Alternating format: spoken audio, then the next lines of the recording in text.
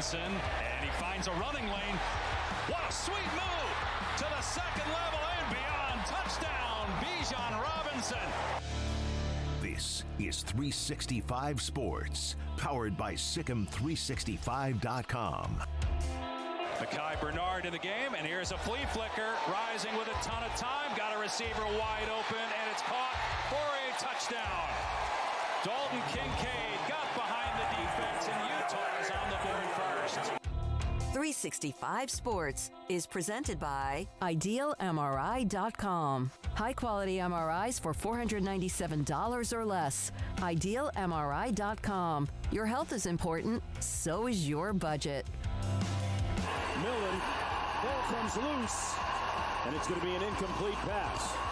No, it's not. Whistle dead. It's still alive. Turner is going to waltz into the end zone for a touchdown. 365 Sports is also brought to you by Texas Farm Bureau Insurance, protecting Texans since 1952. To Kendre Miller. Right up the gut goes Miller. He's gone. Touchdown. Have you subscribed to our YouTube channel? Search 365 Sports on YouTube. Brought to you by TFNB, your bank for life. For those who just joined us, Adrian Martinez still dealing with a knee issue. Deuce Vaughn running away from the Cowboys. Now here's David Smoak, Paul Catalina, and Craig Smoak.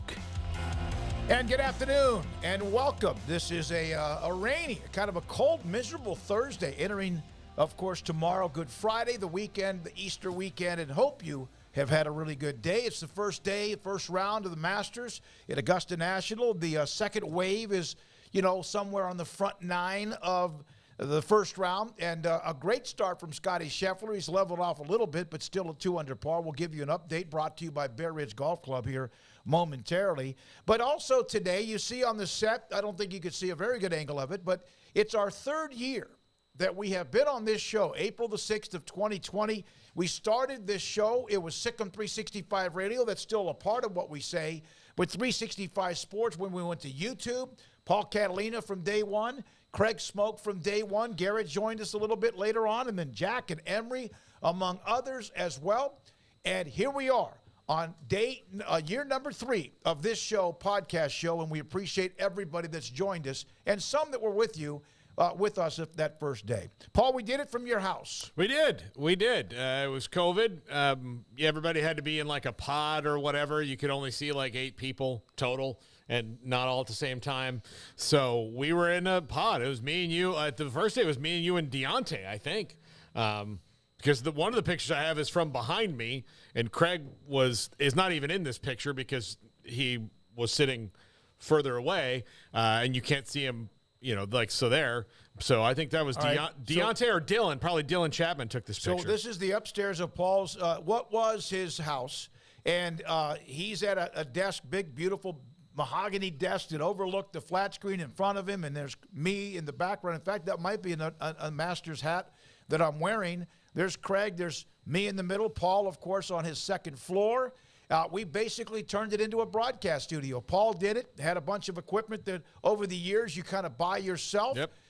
That poster's at Jack's house right now. Yep. That one right there. This is Paul's former man cave. There's Craig. And that's basically what we did until that was in April of 2020. We moved into this studio where we are now, and there's Deontay, who's now at ESPN. We moved into here September. Thanks to Brian and Colt and Ashley, Sikkim365.com, the ownership partners who found us this corner building at 101 Elm and also off of MLK, just off the Brazos River. So I asked people on the site, send me a note or two about what you remember about when you heard we were going to do the show, maybe a thought or two about what we're doing, and we want you to do that as well today here on the 365 Sports chat room. In fact, we'll open the lines up here at some point in the first hour to hear from you on when do you remember when you discovered us and your thoughts and why. What were you looking for? Was it realignment? Was it something else? Craig Smoak, your thoughts about 3 years ago today. Yeah, it's been a wild ride, and it's gone by quickly, and it seems like, a long time ago now that we were up in Paul's basement or attic or whatever, as you mentioned. Good to see Deontay, who's doing well at ESPN now, and hope Dylan's doing well. Still doing the coaching baseball thing, and I'm sure he'll have a lot of future success, as will Deontay. But, yeah, it's been a wild ride. Never would have thought when we started that we'd end up in a building like this. And, it's just been great. It's glad to be here. Doesn't it seem like it's been, or is it, I'll ask you this, does it seem like it's been longer than 3 years or shorter than 3 years? I don't know. COVID's got me all messed up still. Just like, that was like the snap, It was like the blip in Avengers.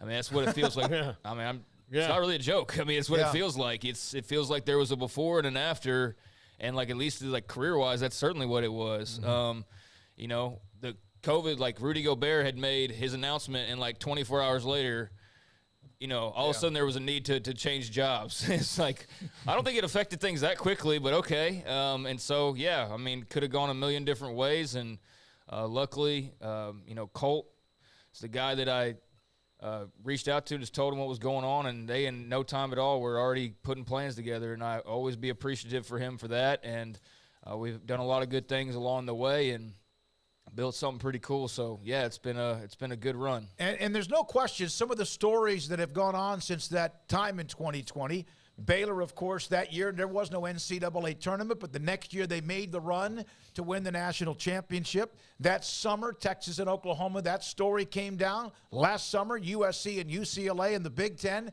that story came down, and some things along the way. Baylor at 12-2, TCU playing for a national title.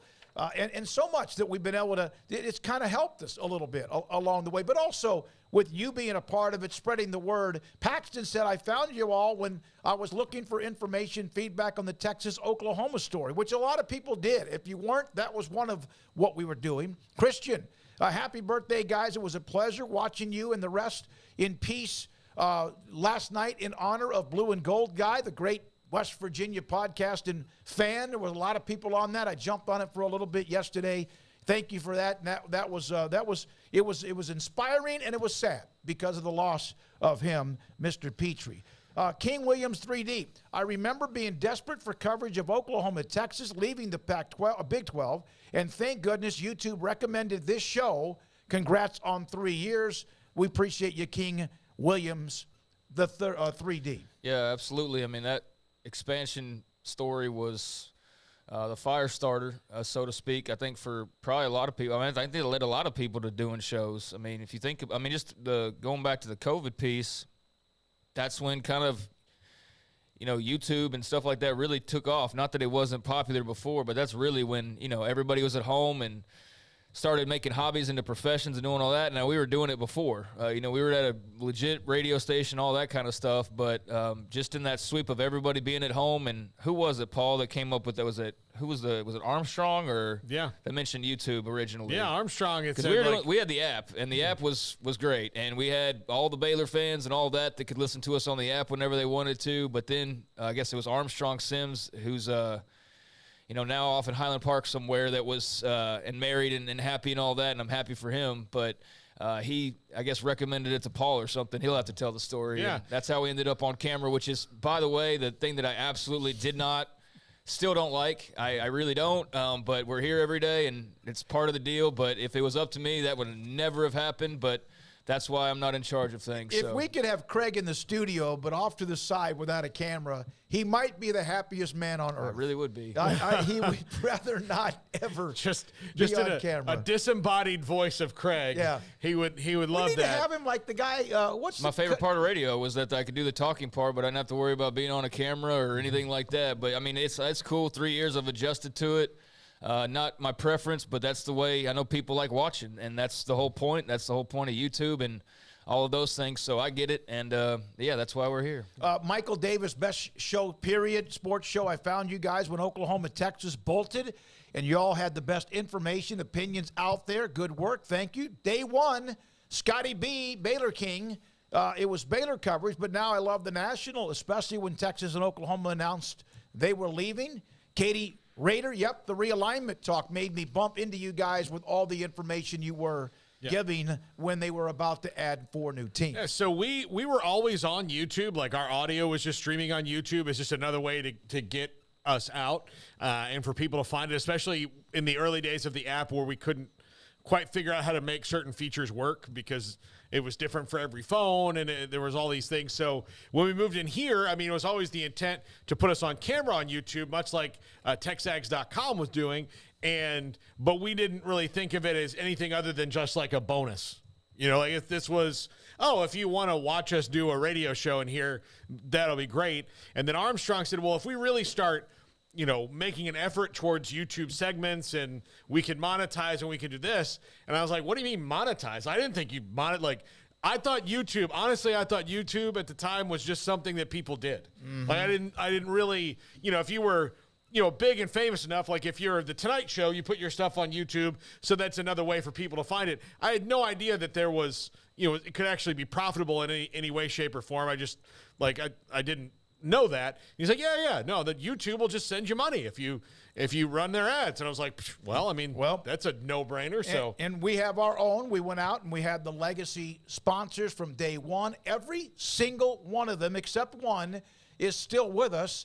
The Willis Law Firm has been a part of what we do as we go to some special events involving Baylor, but all of the legacy sponsors and then many more have joined us, including the one we mentioned last week and also yesterday, the Texas Beef House, TexasBeefHouse.com. Mr. Olivares, you all are true professionals, top-notch, Sikkim, thank you. Scotty Scheffler just birdied 9. He's at 3 under par. Matthew, we need Craig on camera. No, we really don't, but here I am. Jack offered to make you an avatar. Okay. Okay. Yeah, that'll work. Agent. We are getting into like the VRs and like we're getting into this next phase of whatever the world's going to look like. I do feel like we're not far away from all just being avatars at this point anyways. So, yeah, that might be on the cutting edge of something there. Mine's going to be ripped. Yeah. Agent G.S. Rice, happy anniversary. Started listening, watching July of 21 when Texas and Oklahoma realignment news. As an SEC fan out of Kentucky, appreciate that, and I hope we can name a bunch of it. But thank you. We are here. It's the 3rd anniversary today, and we are so thrilled. You have no idea where we are and how we feel. I hope we show that. Not that we always agree on everything, not that we don't have some bad days and disagreements or whatever, but I love what we do. Love that you're a part of it. It has been amazing, the chat room throughout the way, and the text line at 254-339-1122. I put up a note in the Sikkim365.com premium section on the fact this is our 3rd year, and there's some of those that we'll read as well today on 365 Sports. Now, let's do an update from Augusta National. We won't go through everybody, but Victor Hovland and Xander Schauffele playing with Tiger Woods, and Tiger really struggled with his irons today, finished at 2 over par. Hovland went 7 under. Jon Rahm double bogeyed 1.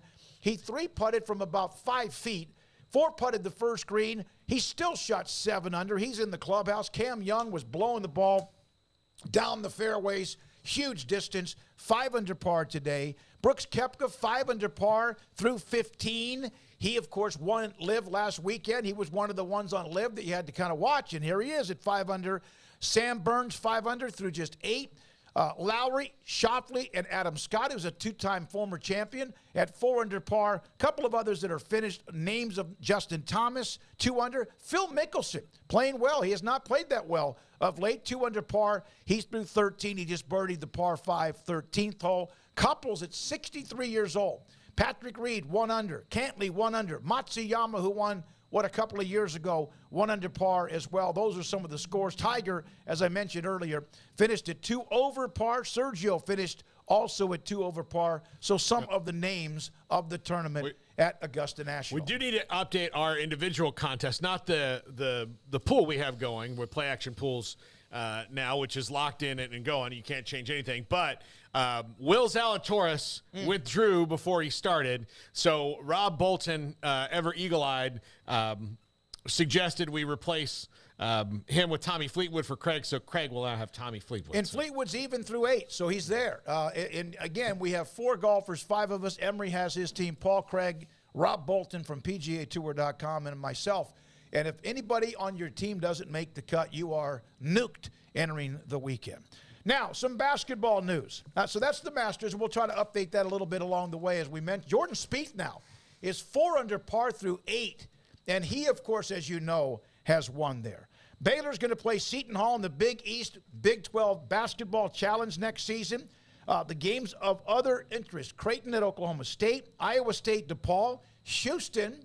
Sometimes you got to catch yourself because that's a part of it. Houston at Xavier, Connecticut, UConn, the defending champions against KU, who won it 2 years ago or last season. St. John's, West Virginia, TCU at Georgetown, UT at Marquette, facing Shaka Smart. Texas Tech plays at Butler, Providence at Oklahoma, and then Villanova plays at Kansas State. As I mentioned, Seton Hall will play at Baylor. Yeah, I mean, a lot of talk all year about the Big 12 perhaps being the best basketball conference, but I think by the end, the Big East had every reason to feel like they might have been the best basketball conference. So I think you're getting the best of both worlds with these two, and this is probably one of the few matchups you can make where you could go like 6, 7, 8 deep and have still super quality matchups, down the line. I think if you look at some other conferences, maybe they're a little bit more top-heavy, or maybe, just 3 or 4 teams that are really skillful. But I think between these two, you have some, like I said, really intriguing matchups. And I think it's just brilliant to put Shaka against Texas. I mean, it just makes all the sense in the world. UConn and Kansas are the last 2 national champions.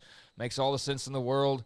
Villanova, K-State with what Jerome Tang did makes all the sense in the world. So, I mean, yeah, I don't think there's really one that you feel is like really a poor matchup. I mean, Georgetown's not Georgetown anymore, but that's still a big deal for TCU to play them. Say they're playing Georgetown. It's still got some nostalgia factor to it. And Cooley's there now. And they've got a new coach, so that might be a different Georgetown than we've become accustomed to. So yeah, I mean, up and down the line, Seton Hall and Baylor, two programs that love their basketball. Yeah, I think it's a good run of matchups, so that's going to be a lot of fun. All right, also Steve Frog fan on the text line, 254-339-1122. Congratulations on 3 years in counting. I discovered you when I was in a panic when I first heard about Oklahoma and Texas. We're leaving. You guys soothed my frantic soul. Steve Frog fan, thank you very much. And what a year it was for TCU. And hope you had a chance to listen to Sonny Dykes on this show just a couple of days ago. Yeah, definitely check that out if you can. But there is a realignment kind of a note, kind of a sort of a note. And it's funny, too, because just last night you sent us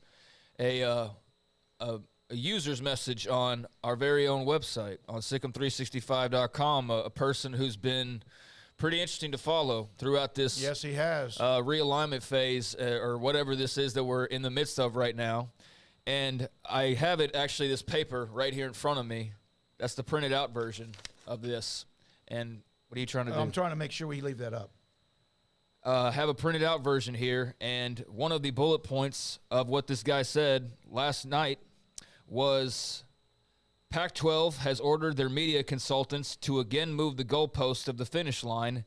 April is now late April or May. If you'll remember, there was kind of this loose date or whatever that had been thrown out there as far as April 15th, and that had been kind of touched on.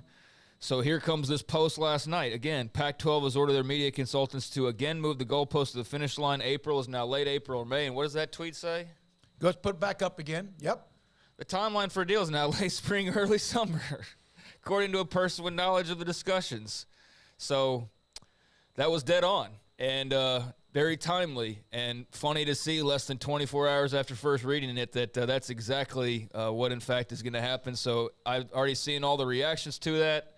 I'm sure that's 12 and on's fault that this got pushed back again. Incredible job by Endeavor, while they're also, buying WWE and unifying it with the UFC and creating this branch-off company to also be, further causing chaos for these negotiations. Incredible job by all the PR involved here. I just have to listen. That's from Stuart Mandel. It's just at some point it gets to be a bit silly, and that point was like a long time ago, actually. But I wouldn't poke because I do feel bad for some Pac-12 fans who I know feel like a lot of Big 12 fans a couple years back, where they're at this stage just aggravated and probably to the point of just being pissed off that this thing won't get done, so they can just rest easy or not hear from the Twitter trolls or whatever the case may be. But unfortunately, some people on that side of the fence also have to be just real jerks about things in some ways. And so I'm sure that's, this right here is all BS too, just like everything else has been BS and, PR and all of that. I'm sure that's the case here as well. So nothing to see. But, man, what a damn prediction by by our old pal there on the website. Yeah, that's from Stuart Mandel, theathletic.com. And by the way, Jason Shear, who from really the beginning kind of questioned some of what was going on based on the fact he covers Arizona, which is a team that has been thought about as maybe someone that could eventually move. And they have, even their president has said they hope not. He goes on a 2-week deal to kind of help with Arizona over in the Middle East to spread their wings over there. And he goes, I've been calling 2 Pac-12 writers out for months about their fake timeline. How about now? Now, Jason's gotten angry because he has been blistered by those like he hates the Pac-12. It's not our job to love a conference. It's our job to cover a conference. And there have been times, believe me, when we have blistered the Big 12 along the way. Yeah, and one true champion is the first thing that comes to my mind. Bowlesby at various points of his tenure, Yeah, where he would say one thing and do another, or say 2 things at once, or not really say anything at all, yeah. when it could have gotten his team into a playoff. Exactly. But, So all those things that happened. But, I mean, this is just, everything tracking towards, like the Pac-12 needs to have I would rather hear from their commissioner on all this stuff. And I guess the presidents have instructed him not to talk. But I think that's better to have right now a unified voice. But you can clearly see that right now everything that's going on is kind of led up to, look, it's going to be a minute before they figure this out, because what everybody wants and what's available is not the same thing. So I think a large part of this is going to be probably convincing all these presidents and all that who have said, like, we have to have 50% or more linear, or we have to have this, or no, we're not going to talk to this company. Ion and the CW are not part of this, or whatever. Well, maybe those things have to change if that's what you want, because it's not available to you on Fox and ESPN right now. All right, tell me if this is correct the way I put this, because we were asked again on the chat room of why it's taking so long from RH5. It's a complicated situation with not many slots available on linear TV. That would be Fox, ESPN, or whatever. There's just not many time slots available. And then on top of that, the complicated issue of trying to figure out the Amazon Apple part of it, and really how much do they want to go all in? We've heard about 50% streaming. We've heard about the money. It just became convoluted. And I think that you have some who may be interested and might have a lot of money, but they haven't done this before, Apple and Amazon, with a few exceptions, and they just don't move maybe the way that some others move along the way when it comes to media deals. Yeah, I'm not going to champion like everything that Brett Yormark does. I don't want it to get like, to the point of idolization by any means, but he has made some very smart moves, and one of those was getting in line far earlier than need be to go and grab a TV deal, and in a specific case, getting in front of the Pac-12, because he saw the writing on the wall as far as TV deals were going, and thought, hey, it's best to go ahead and lock in what we can on Fox and ESPN, 2 major networks. Yes, there's going to be a streaming element, but you're going to have games on ESPN and Fox, and that's what they were striving for. And so when they did that, they took up some of the inventory that otherwise would have still been sitting out there for the Pac-12. They took up some of the money as well, and the economy's kind of changed since then. It's not gotten better. It's gotten worse. And now you've seen all these stories about streamers cutting millions of dollars, or, firing thousands of employees and all these different things. So while they jumped in line and went ahead and got the guaranteed money, some may think that they left money on the table, but they exchanged the extra money for security. And so from that standpoint, especially looking at the situation right now, it's pretty brilliant, because who the heck knows what a year or 2 from now looks like when they actually would have gone to the table. And meanwhile, the Pac-12, decided to hit the open market and talk to others. And meanwhile, not expecting the Big 12 to swoop in like they did. And that kind of cut them off at the knees a little bit, but, still felt okay about things. But yeah, getting on to Apple or Amazon, there are some non-traditional hurdles to jump there, and some things to figure out that you normally wouldn't when you're just saying, like, all right, we're going to be on Fox or we're going to be on ESPN. So that complicates matters, is trying to figure out how you divvy things up, I think, is like the streamers. I think it has streamers, but Apple's not just taking anything. No. And, Amazon's not just taking, oh, you're going to give us Wazoo, Arizona State at 11 a.m. They're not just taking it. They all want some, quality. And there's only so much that you can really divvy up. So I think that's probably, Paul, sort of where they're falling. Yeah. And then the money piece is not exactly what they thought, because, again, people are not just – this isn't 2 years ago when everybody's just throwing away hundreds of millions of dollars for content. So it was a timing thing, I guess, as much as anything is really what's put them in a bit of a pinch. Well, look, that timing, I mean, most of your life is timing, right? I mean, Right, where it it falls. And so that's what, you're in the right place at the right time. The Pac-12 was in the wrong place at the wrong time or had an unrealistic view of what was going to happen. So that's why they are where they are right now. And look, I'm sure Amazon's not completely thrilled with all the NFL games that they get. But it's the NFL, and they have maybe a little less sway, even as big as Amazon is. Like, this is what you're going to get there. And look, this is how big Amazon and powerful it is. All of a sudden, after a year of being on Amazon, they have that much money. They're saying, like, oh, we can do Thursday flex games. And the NFL Players Association is the bleep you can. Yeah. No, Absolutely. we're not doing that. By the way, 1999 super chat Arturo. from Arturo. Congrats on 3 years, gentlemen. Do y'all think the Big 12 needs to grab Memphis, a few ACC schools, and San Diego State or Fresno, start grabbing schools in SEC or PAC territories to become more competitive against the Power 2? No, I don't think you grab anybody right now. I think you watch and wait to see what happens, whatever that timeline might eventually be with the Pac-12, because no one's available there. Now, if one of them all of a sudden just gets a little bit antsy, or two or four of them, then you have a new ball game. Memphis was so close. They really were. Boise was in the conversation, and it just didn't work out. It did not work out. I don't know about their future. I don't know about whether there's still any interest at all from the Big 12. I have not heard that any time of late. I've heard the little whispers about Fresno State. Of course, we know about San Diego State, but I don't think anything you're going to see anybody grab anybody from the Big 12, at least right now. It's really up to what happens, how the Pac-12 responds to another delay, and if that occurs, then the Big 12, as Mack Rhodes or anyone else has said, will be waiting to discuss that with them. I've been saying for the last month or so, whenever we've talked about it, there's not like a supreme rush because there's still a little bit of time left on the deal, but you're kind of now kicking it down the can to the point of there is actually a timeline that's upcoming. I mean, you're starting to get into that territory of there's a year left, but when you bump it down another 2 months, you bump it another 2 months, well, that year turns into 8, that's kind of what you're starting to enter into. So, I mean, take that for what it's worth. But yeah, I mean, thank you greatly for the super chat. That's awesome. I do appreciate you. And yeah, I think it's a matter of a waiting game for Brett Yormark and the crew. I think they're waiting eagerly to see what happens out west with this exact story. And they've made no bones about the fact that they'll be ready for any fallout, if there is any fallout. If there's not, so be it. But I think those schools that you mentioned, some of them probably not realistic under any circumstance.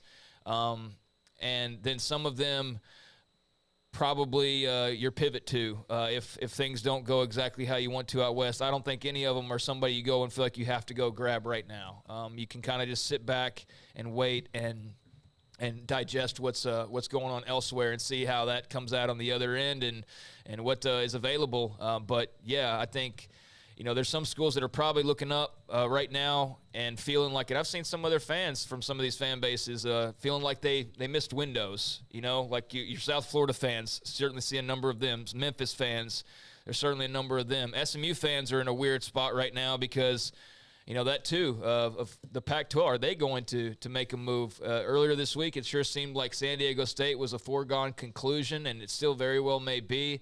I think SMU, on the other hand, still just in the mix for whatever that's worth. So there's a lot of waiting going on before I think anything, super monumental would happen. BU at 12 with Patrick. Got to say, Bowlesby grabbing the new Fantastic Four truly helped hunker things down.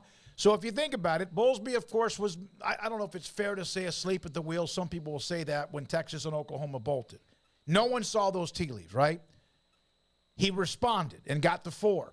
So that was ahead of the curve, at least after the curve. And then what Yormark did by going ahead and signing the deal to get that done and stabilized. So the Big 12's made two critical moves in the last couple of years. And look, to Bowlesby's credit, hell hath no fury like Bob Bowlesby scorned, because Texas and Oklahoma had been pushing him in directions for years and then just left. And so he reacted the way that he did. I will, to follow up on Arturo, the ACC is just not going to happen. There's not going to be we have their grant of rights. I've got a copy of it. Smoak gave it to me the other day. Read through it a little bit, not all the way through, because it's not exactly the Da Vinci Code. But It's long. It is written in such a fashion that you've got like powerful legal minds from big time alums at big time universities that would like to are paid to like figure out a way if there's a way out of it. And right now they don't know.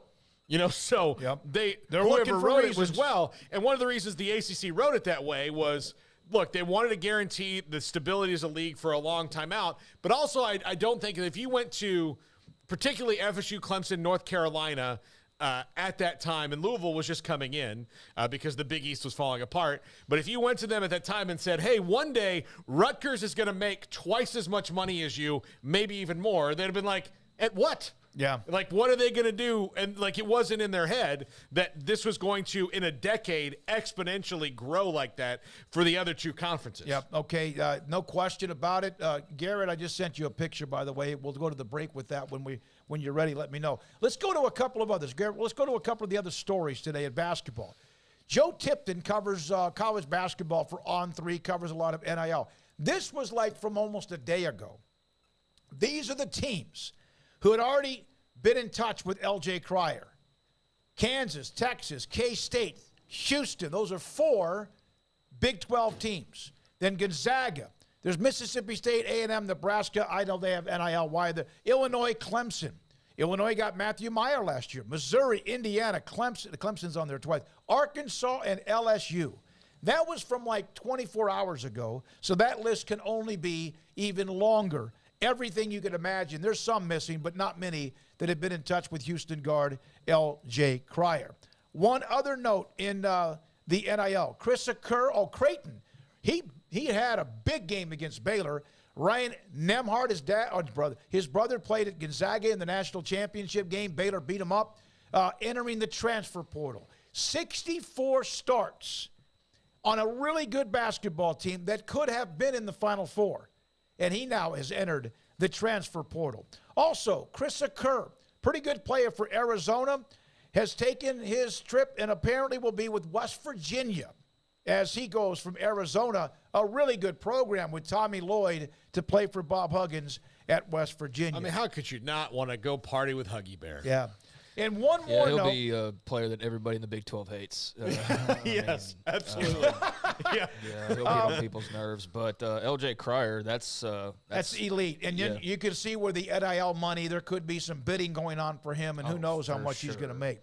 BetTexas.com. Thanks to Jared Kimball. He sent this to me by email. BetTexas.com.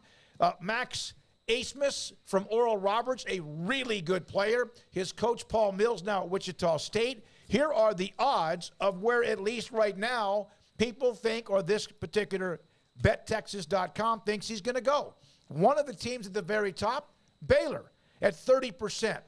Wichita State, where Paul Mills is, Kentucky, UT, A&M, Kansas, and then at 7%, the rest of the field.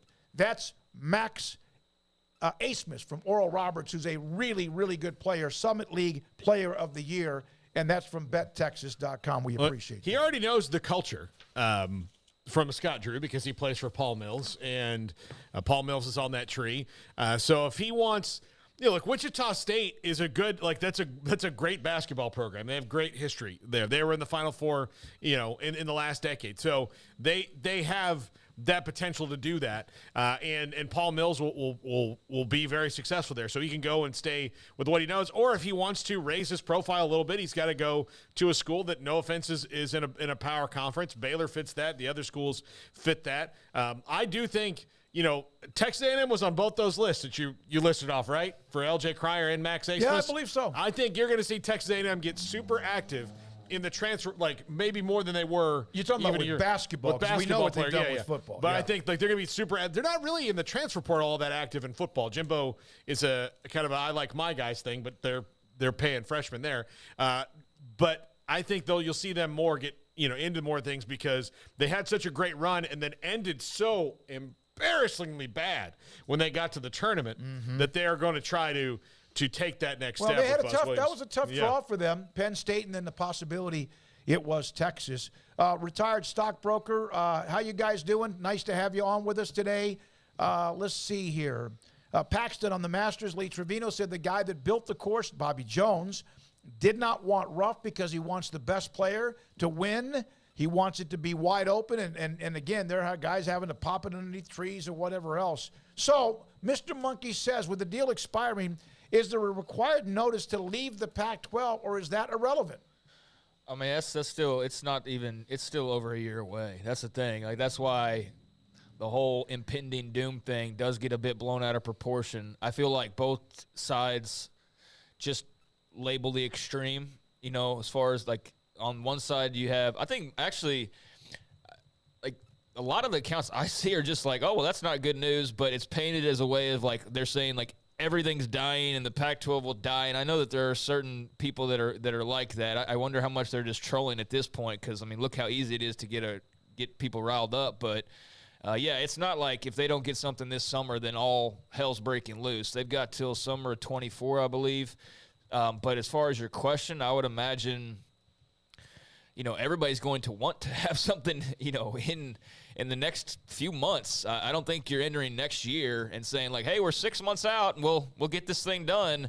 I mean, that would be disastrous. So the longer it goes on, at least right now, I don't think it's a panic deal. But boy, if they kick it down again and you start to get into fall to where you're like counting down the 1 year clock, then I think you start to go like, wait, like, yeah, like if they get down to like this summer, which now we're entering that territory, potentially late May, early summer is what that said, you're starting to creep in on the 1 year mark. And I do think that that's significant enough if there's not like some progress that's, solid on the horizon. Does that make sense? Yeah. No, like it right does. this second, it's okay. About 4 months from now, if there's still, or even less, there's still no change, then I'd start to be a little nervous about what's going on. Bob Thompson told us that there is no rush, but it is also a little bit disconcerting that it's taken yet again this long, and now yet another push it down the road, and we will see what happens. Appreciate all of you for our third year of this show, 365 Sports. There's the cookie cake that we have, and there's a better picture of it. Happy third anniversary to you and us and this show. Thanks from the beginning to Brian Etheridge, Colt Barber, and also Ashley Hodge for contacting us really quickly on the day that all of a sudden we were no longer working at a local radio station, and it has been an incredible journey. This is 365 Sports. Don Humidor and Coffee Beans in the Townwest Shopping Center off Valley Mills in Waco. I've not been there today, but I did go by their store last Saturday. I played around at golf that morning, went by, got some cigars. I like the Churchill length when I'm playing golf, and I just, because it's just kind of what I do. I don't smoke the cigars much when I'm grilling. I used to do that quite a bit. I just don't. But I love to smoke cigars when I'm playing around to golf. I'm not sure if the weather's going to cooperate for that to happen this weekend. But whether it's Oliva or Ashton or Macanudo or Arturo Fuente or Rocky Patel or La Fontana, I love them. And I love to enjoy the smoke of a cigar while playing a round of golf. And on top of that, they have Vita Dreams, gummy bears. If you struggle whatsoever, if it's something that has become more frequent than you like, where you've fallen asleep, you just kind of toss and turn, the Vita Dreams gummy bears CBD product can really help you get yourself to sleep faster and more comfortably with a better rest than you're getting right now. And you feel better the next morning, obviously, because you have more sleep. It's Don Humidor and Coffee Beans, Carol, Ashley, and Cheyenne. Tell them I sent you in the Townwest Shopping Center off Valley Mills in Waco. The future's bright, the time is now. College is what you make it. It's a late night pizza run and all-nighters coding a new project. It's having big dreams and making them a reality. It's a professor who knows your name and your story. It's preparation for your future, your calling, your life. And at Baylor, it's even more. Baylor, where lights shine bright.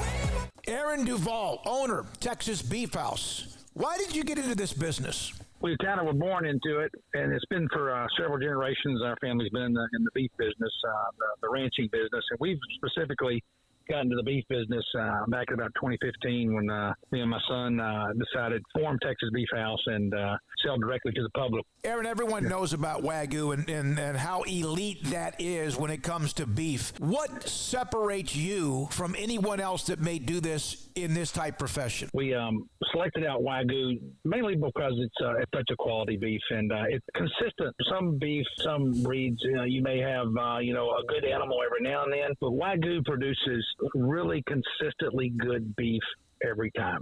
Where is the best beef in Texas? Your house. When you order from Texas Beef House, unleash the flavor of Texas raised Wagyu. From our pasture to your plate, TexasBeefHouse.com. It's Ram Truck Month at Allen Samuels in Waco. Get a new 2022 Ram 1500 Lone Star Crew Cab with values up to $8,250 or get 1.9% for 72 months plus $500 to first responders.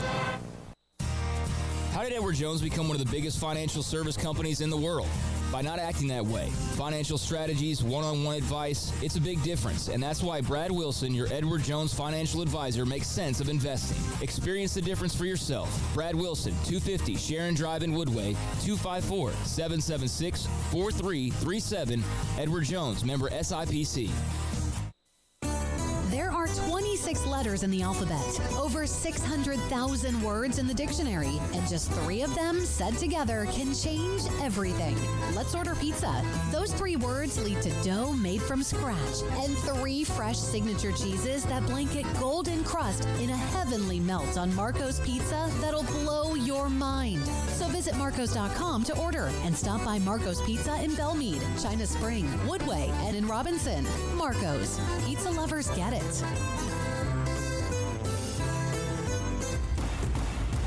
Petty Clinic Men's Healthcare in Woodway is now proud to offer you men an exceptional weight management body sculpting product called semaglutide, also known as Ozempic or Wegovy. Semaglutide is an FDA-approved weight management medication. Once-a-week injections of this powerful medication offers an average body fat weight loss of 20% within the first year of treatment. In addition to body sculpting, semaglutide also normalizes blood sugars and has the clinical research proof of reducing blood pressure, cholesterol, stroke, and heart attack risk. If you're like most men and you have stubborn fat that will just not respond to typical diets and exercise, then help us finally hear semaglutide. Affordable, highly effective. Google search Petty Clinic Waco and reach out to the Petty Clinic team today for a free consultation with Dr. Petty to see if semaglutide is right for you. Go to pettycliniclowt.com. This is 365 Sports. The 3 o'clock hour is sponsored by Waco Custom Marketplace. Meats, sweets, Texas treats, and a cut above the rest. 425 Lake Air Drive, Waco. Victor Hovland, John Rahm, 7 under par. All the Masters updates brought to you by Bear Ridge Golf Club. Brooks Koepka, 6 under, just birdied 17. Cameron Young, 5 under. There's not going to be a day ever better for scoring than today, and that's why Tiger and a few others who are over par have got to be just banging their heads against the locker. So there we are. There's an amateur, Sam Bennett, who's 4 under right now through the front 9, now par 10.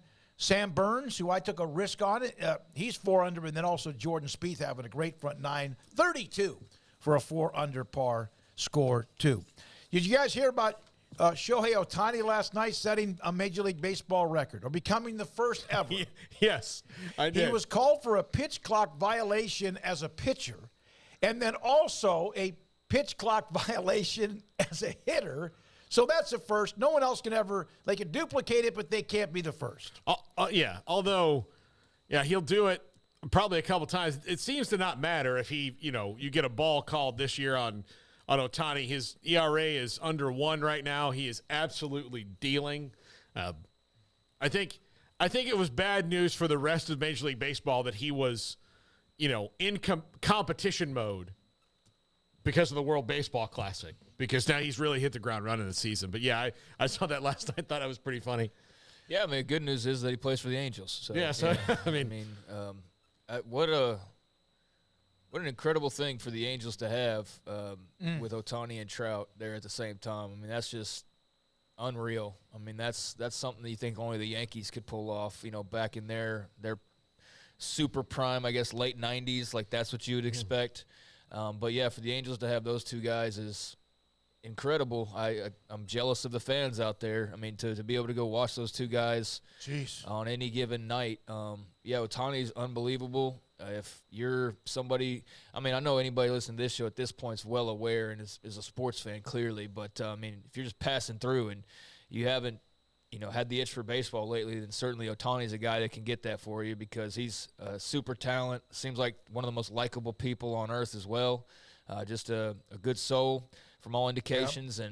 And, star of the WBC and star of the MLB and one of the best to do it right now and will be probably one of the best to ever do it if things continue on the course that they're currently on. It's just been incredible to watch him. So, that's an interesting record that he's now set and will be one of many that we talk about whenever his, career is all wrapped up years and years from now, hopefully. Pete Thamel, who works for ESPN, following what we mentioned from Stuart Mandel from theathletic.com, the timeline for the Pac-12 pushed back to the end of this month, maybe even May. With Pac-12 CEOs meeting next week, don't expect any announcement of a media deal. That's obvious. The timeline is likely somewhere now later this spring or also summer. So that's from Pete Thamel, who also covers. And like Craig said, a member on our site, there are like 3 of them, maybe 4 of them. And I'll tell you right now, Brian Etheridge is one of our owner's partners. They have been very much entrenched in a lot of what's been going on and have been ahead of the curve quite a bit. So sometimes, even though something's reported and we may not jump, we have 3 or 4 guys who are really good at what they have as far as their connections and what's going on within the Pac-12.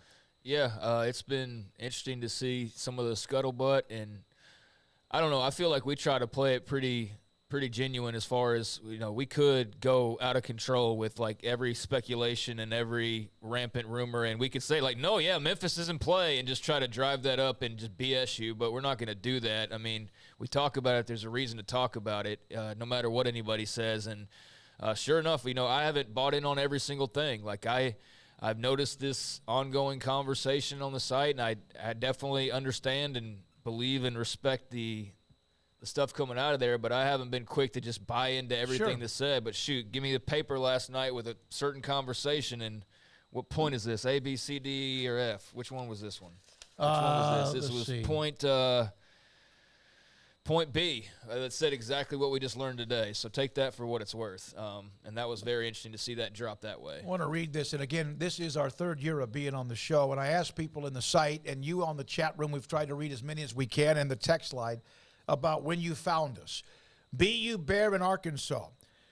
Been with you all from the start. The radio show started during the heat of the pandemic, what we're doing now. That's another story. My office was closed and I was home. I would listen to every minute. There was no sports. The future was unclear, and it was a confusing moment in history.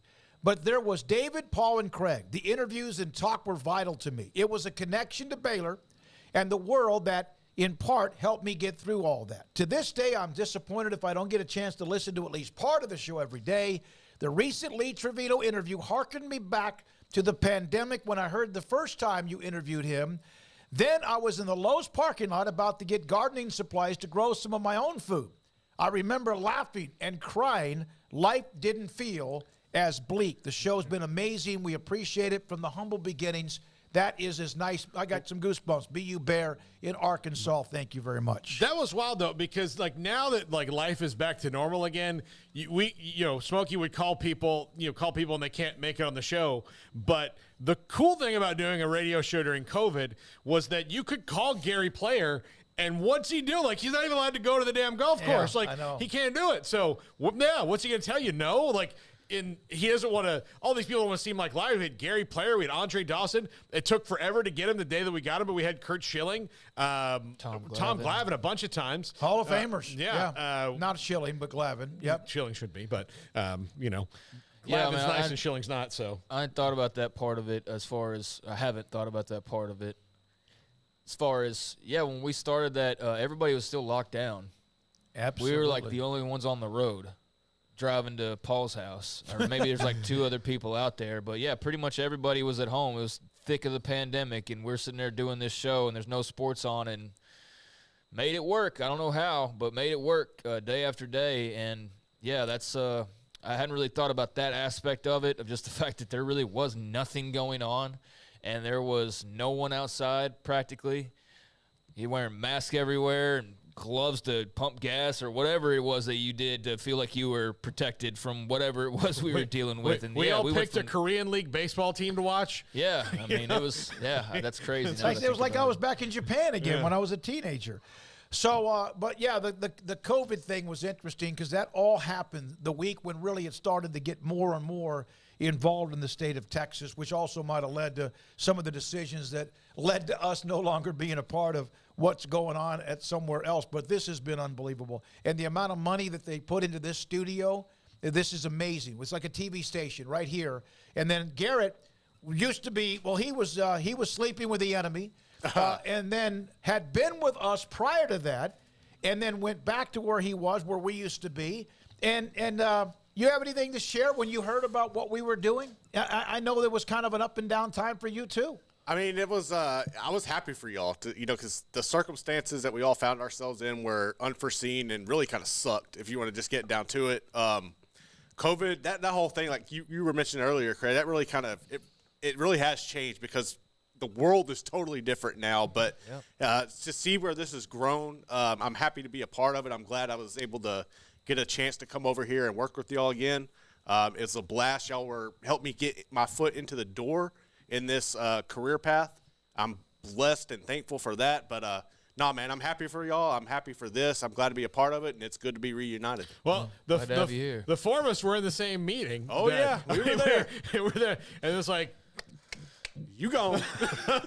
There were like 6 people in that office. So it was a conference room. And you could only fit 5 or 6. But that's in the past. We're now in the future. First time I've thought about that since that actually happened. Yeah. Honest to God. Yeah. That was I mean, I hadn't really thought about. I guess others have probably made a comparison to the blip, the Avengers, and the before and after, and that is sort of what all that feels like. Not to rehash COVID or anything, but I know a lot of people have been affected in various ways by it, and clearly us as well. But yeah, it's sort of how it's viewed in my head. It's like before and after Rudy Gobert, basically. The world is different than it was before, and that's been something we've all adjusted to.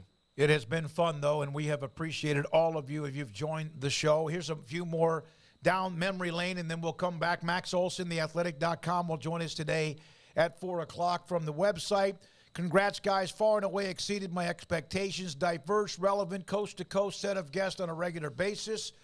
And that's part of something we have and we should discuss is when we went on the air, again, we didn't quite know. We had national guests from all over, Hall of Famers from every sport you could imagine. And it was mainly Baylor. It was. We were covering the living hell out of it. And, of course, a great time, too, because of with Baylor men's basketball. And then the growth because of the realignment stories and how many people were wondering about their future as a fan base of a certain school or a conference. And it opened up the door for us to now be a part of many of you, as some of you have said, and it's just been so much fun. It really has. I think the timing, right when COVID shut down the country, when you reflect on it, what did it feel like to start a business at that time? Was there any hesitation or fear? Brian Etheridge, one of the partners, we should do a roundtable, all of us reflecting back when we get to the 5-year mark. But back to the point and question about Surf Oso. I don't think there was a fear. We had a plan. We stuck to the plan. Didn't have a choice. We also brought in a bunch of the sponsors we had that were a part of what we did where we were before. I'll take that back. I guess we did have a choice because I, definitely could have just said, like, all right, I'll go work somewhere and pump gas or, be a doctor. But what were we going to do? Like, what were we going to do? Like, there wasn't anything, and again, for me, even me personally, I had no idea what my career was going to be before, after this, or what was going on. I was already like trying to go other places from where we were, and that was not available because of COVID. So I was just like, well, what am I going to do in the meantime? And plus, we also didn't know how long it was going to last. It was just like, 3 3-4 months from now, this will be normal. And then it was like, no, and just kept going and going. But yeah, that was the thing from my perspective. It was like, well, what about, I mean, I'm here. I can't go anywhere. Like, might as well do something with my day. I tell you, yeah, it made it easier that it was better than just sitting at home rotting away, you know. I mean, that's kind of part of it, and not being able to pay bills and all that. So here comes an option to get out to a limited extent and to make a little bit of money and just keep on surviving. And that was basically it, the survival mode. And little did we know that it turned into to what it did. But sure glad that I decided not to just, wait it out or just see what happens, I guess. We dove in, and here we are. And a couple of more. Castle Bear from York. I've thoroughly enjoyed the 3 years. The guest list is unbelievable. From Castle Bear, you guys have been consistently killing it for 3 years. Congrats. Thanks for all you've added over the time. Look forward to many more years ahead. Bear, he sent me the DM that I read a minute ago. And then also, Yankee Bear, what was the story about internet cables getting cut? That was at the other place. Somebody was vandalizing and just cut all of the coaxial cables. And you know what? I promise you, if that's happened since April 6th of 2020 or March 18th since 2020, it never was us. Oh, we didn't do it. I was at Oxnard when that happened. Yeah, that was a funny story. Oh, my gosh. Knocked us off the air for quite some time. Just a dude, honestly, who was going around to like he went to banks at a golf course. Yep. He did it at multiple ATM places. machines. Yeah. And it's a federal offense every time you do it. So this guy was going to go to federal prison. And his crime, like, people in federal prison have done some hard stuff. Like, what did you do? Yeah, capital murder. What did you do? I don't like electricity, so I cut some cords. And the best part was, he lived about a half a mile down the road in an apartment complex, and his car, which had been seen by one person late at night, was right there in front of the parking spot in front of an apartment. Eventually, I don't know, I think they eventually caught up with him. One more note.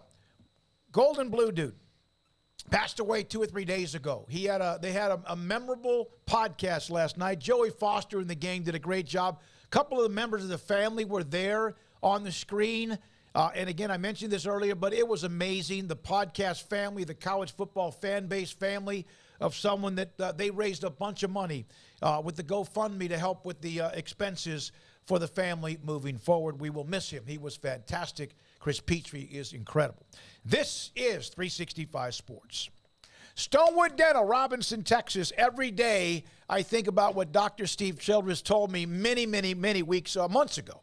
Told me about dental work, told me about maintenance, just like with your car, just like with anything you have at the home, a house. You have to constantly maintain. You don't wait for something to break down. Sometimes it's going to do that no matter what you do, but with your dental work, that's the same way. Make sure you take care of it, because for many years I did not, and finally get into a point where I feel pretty good about it. And Dr. Steve Childress finally is the one that got inside my head and said, listen, if you don't do something now, all the other stuff you've already had problems with, it's going to multiply. He is amazing, not just for teeth cleaning, but also for emergency type situations. If you bite into something and it feels like you just bit into a needle, he will be there for you. He was for me one night on a Friday night. Not only what they do every single day, but also making sure that they're there for you when you need them in an emergency. Dr. Steve Childress, Stonewood Dental in Robinson, Texas. Pizza, burgers, and Bears football. There's no place around Waco that serves them all other than Bubba's 33. Come show your green and gold and enjoy some of Waco's best food and beverages while watching your favorite team, the Bears. When real Bears fans get hungry, Bubba's 33 is the #1 spot for ice-cold drinks, hand-stretched, stone-baked pizzas, and bacon-infused burgers. Join us for indoor or patio dining. Bubba's 33, Waco's restaurant and proud supporter of Baylor Bears football. Sick 'em, Bears. Cars priced right both day and night. At Richard Car in Texas. Trucks built for you, red, white, and blue. At Richard Car in Texas. Cars that zoom with lots of room. At Richard Car in Texas. Count on us, a dealer to trust. At Richard Car in Waco, Texas. At Ideal MRI, we feel blessed to be a part of the Waco community. We're a small family business right here in Central Texas, and our goal is to bring down the cost of healthcare while maintaining high quality. At times like this, the cost of healthcare has never been more important, and unfortunately, significant illnesses and injuries still occur. That's why Ideal MRI is open and here to serve you through the difficult time. We offer premium MRIs just like a hospital with state-of-the-art technology and specialists, but you'll pay less. Sometimes thousands of dollars less, whether you're using insurance or not. At Ideal MRI, we accept most insurance and there are no hidden costs, even offering financing if that's needed. Everything included in the price, and you'll not get something as a surprise in the mail later on. If you need an MRI, ask your doctor about Ideal MRI. They'll know. You can schedule an appointment safely from home online in minutes at idealmri.com or give us a call, 833-IDEAL-MRI, idealmri.com. Baylor Scott & White Southwest Sports Medicine and Orthopedics, the team physicians for Baylor Athletics, diagnosing and treating all sports-related injuries, including concussions. These specialists also provide orthopedic services for athletes and non-athletes alike, whether it's knee or shoulder pain, a wrist injury, orthopedic spine care, and even an arthritis and total joint clinic. Trust the doctors Baylor Athletics trust. Baylor Scott & White Southwest Sports Medicine and Orthopedics wants to get you back in the game.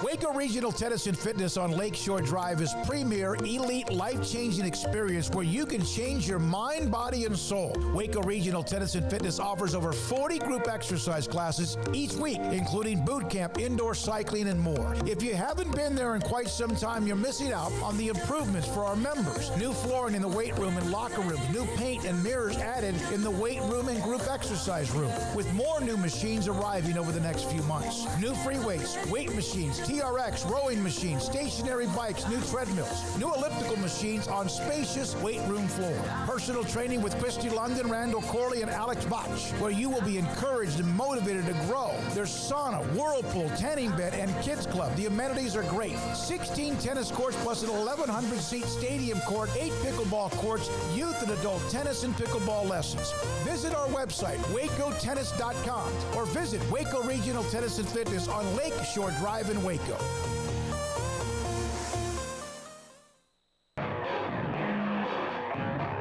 This is 365 Sports, powered by Sikkim365.com.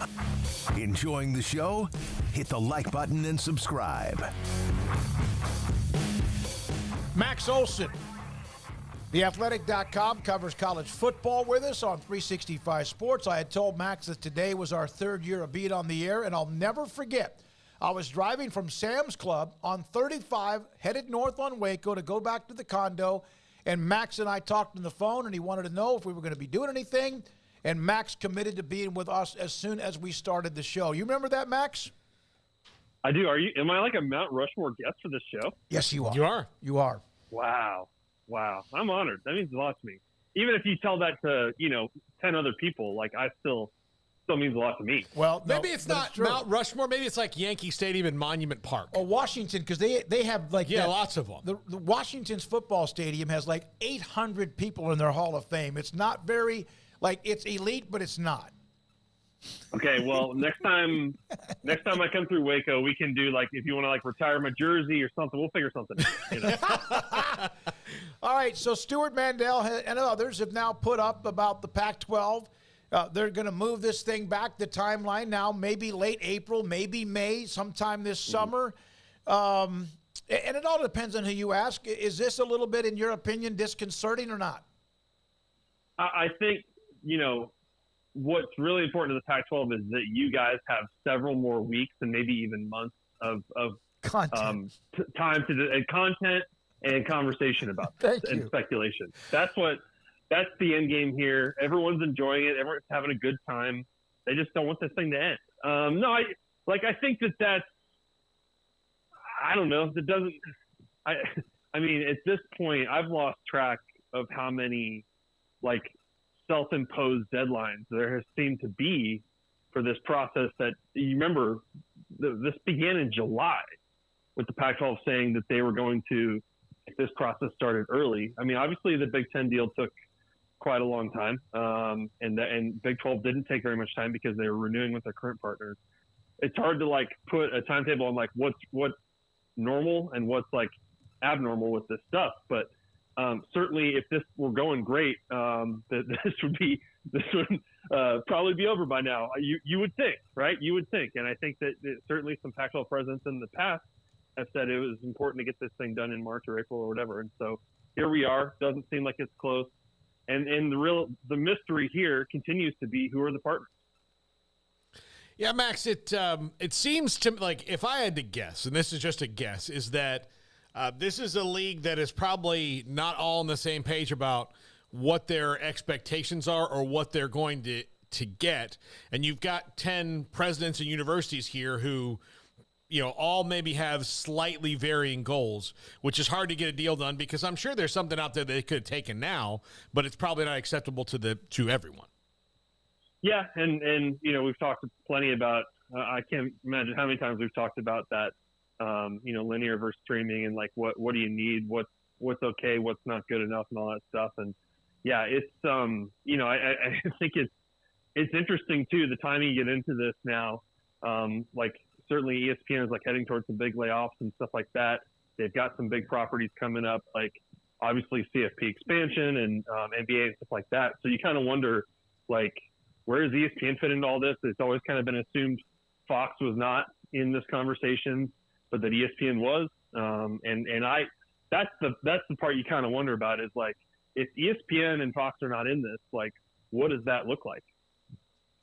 Max, I saw there was the story out on the recruiting expenses from last year,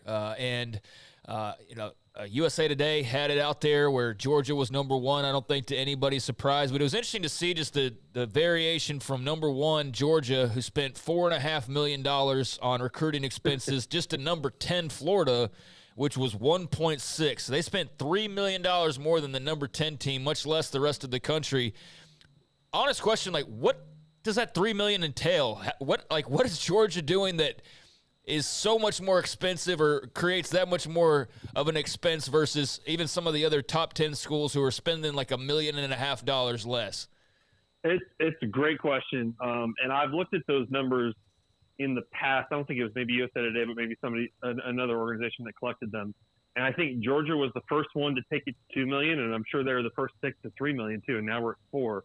And it's nuts when you think about, like, honestly, like for the schools in the state of Texas, like the budget shouldn't really be that crazy when it's all like mostly going to be in-state recruiting and really close by recruiting.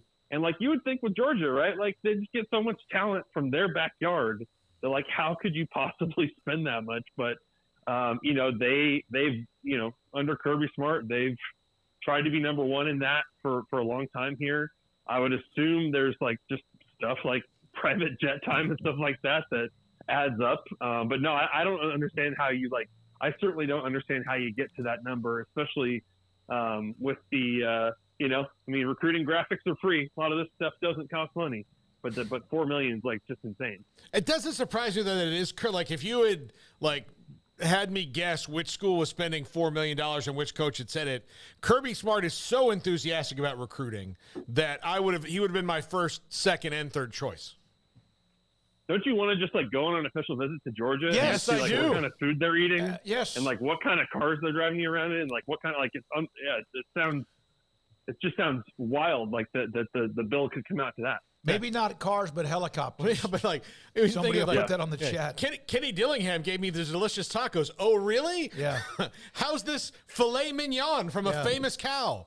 Chicken cordon bleu. The Japanese Wagyu that they're serving there has to be unbelievable. Speaking of that, we have a TexasBeefHouse.com with Wagyu Cattle Ranch and also steaks is one of our newest sponsors. So, Max, I wonder, do you think we'll ever get to a point where we have coaches who have salaries, and sometimes there's something built in that they have to be the highest paid whoever. Do you think there'll ever be something where a coach also has it built into their contract that they also have to have the highest recruiting budget? If somebody spends $1 more one year, that it's got to go up? Yeah, I mean, I think it's an interesting point. Like, I think certainly in the SEC, and like I don't think it's hard for. I mean, obviously Kirby Smart has won 2 national championships now. Has played for more. Like that, that creates an amount of buy-in in terms of, okay, yep, we'll give you whatever you want. But I kind of think the SEC environment and just like this idea that you're kind of constantly looking over the fence at Nick, and you're kind of, and then when LSU wins the national championship and stuff like that, like I think that is a pretty powerful thing in terms of like justifying, like we have to do everything we possibly can to win national championships and then to maintain the level that we're at. We're talking to Max Olson, theathletic.com, right here on 365 Sports. Max, has there been any intriguing stories coming out of spring football that have caught your attention? I think that, with the portal opening up here next weekend, I think it's going to be interesting to see how many of these, I wrote about this recently, like just kind of how many of these position battles actually like kind of do get settled in the spring, maybe, whether that's by a coach or by a player just deciding to leave. This year, you've got some really big ones that are going to probably impact the national championship race. Georgia's trying to find a new quarterback. Carson Beck, probably the favorite there, but they've got some talented guys behind him. Jalen Milroe, this is his chance to win the job at Alabama, but they've got obviously some blue chip guys behind him, and can Ty Simpson kind of win over Tommy Rees, the new OC there, and be the guy. Ohio State's a really interesting head-to-head between Kyle McCord and Devin Brown, 2 guys who have waited their turn behind C.J. Stroud. And, if either one of them hits the portal, everybody would be fighting over them. So you've got some of those battles that have got to play out here. Not as many in Big 12 country, but certainly nationally at the highest level. I think we're all interested to see who ends up winning the job at Ole Miss. That's another one. Especially when you don't really think any of those guys would transfer. So I'm curious to see, do we get any resolution on some of those at the end of the month with the portal closing at the end of the month, or do those kind of roll into fall camp? When it comes to Ole Miss, would you put a small, if you had to, right, put a small wager on Spencer Sanders or no? I don't know. Yeah. I don't know. I mean, I think that they brought him in for a reason, but there was times last year in fall camp when it was Jackson Dart versus Luke Altmaier, and it seemed like Altmaier might win the job over the guy they brought in from the portal. And so, like, I think Lane Kiffin doesn't really care. Like, I think he'll go with the best guy, whoever's practicing the best. Certainly, I think the concern with Dart's been turnovers, and just does he take care of the football, make better decisions in spring and in fall practice and stuff like that. So I don't know. I don't think they're making any promises to either of those guys or Walker Howard from LSU that you're going to be the guy. And so, like, you also wonder with the schedule they play, like, are they going to pick one guy and stick with him all year like they did with Dart last year? Or could this be a thing that kind of keeps, week to week, you're kind of figuring out what do we do here? So yesterday, Paul's top 5 that wraps up every show was the top 5 best quarterbacks, or at least coming back in the Pac-12, and there could have been 7 or 8. They got a pretty good list. All 5 of them, every single one of them was a transfer. That's just basically where we are, right? Yeah, think about this. The Big 12, Tyler Shuck is a transfer. Quinn Ewers is a transfer. Dylan Gabriel's a transfer. Sawyer Robertson wins the job. He's a transfer. I could go on, but I won't. But Oklahoma's got the kid for, was it Chandler Tech? Morris is a transfer. Chandler Morris is a transfer. Chandler Morris, yeah. Golly. Yeah, it's crazy, especially Pac-12. Pac-12 is like especially, pretty especially loaded year in terms of guys coming back in the Pac-12 when you've got Williams and Nixon Rising, those guys back. How did you end up sorting them, Paul? It was Williams, Nix, Rising, Penix, and Cam Ward was the 5th one. And then we don't know what to do about Sanders. I think that at Colorado, I think that Shedeur, like, can he make the jump and be super productive? Did they add enough pieces this offseason that they can have a pretty solid offense there with Sean Lewis? That one, I mean, there's a bunch more guys there that I think could be pretty fun to watch. And then there's DJ at Oregon State. Yep. Yeah. That one was that was almost 5th, but the debate on him was, well, he had to transfer to Oregon State for a reason. Yeah. And Arizona State, isn't Dillingham have a new quarterback? Yeah, that's another one. It's just I was sitting there watching, I was like, transfer, and then I knew Caleb was going to be the number 1 transfer. It's nuts. We just, Baylor men's basketball had 2 guards that are entering the transfer portal. They'll end up adding 3 or 4 of their own, but it's just nuts when you see the list of people who have already contacted a certain player, LJ Cryer, and it's a who's who of basketball. So the higher the NIL is going to be a bidding war for just like a guard. He's pretty good, but a guard.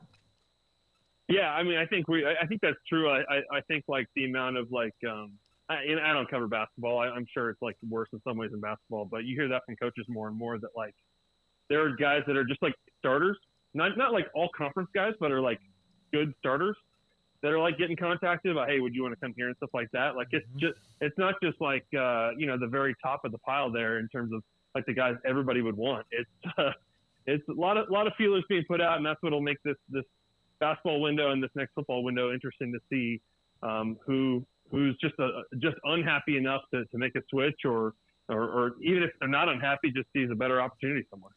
Max got some spring game action going on, not a boatload of games this weekend, but Kansas and Houston out of the Big 12.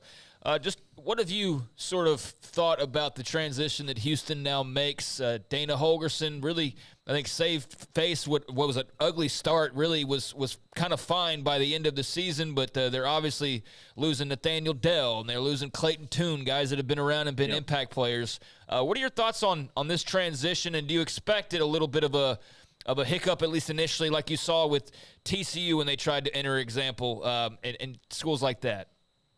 Yeah, I do. I mean, I think Dana Holgorsen does too. I think he's pretty realistic.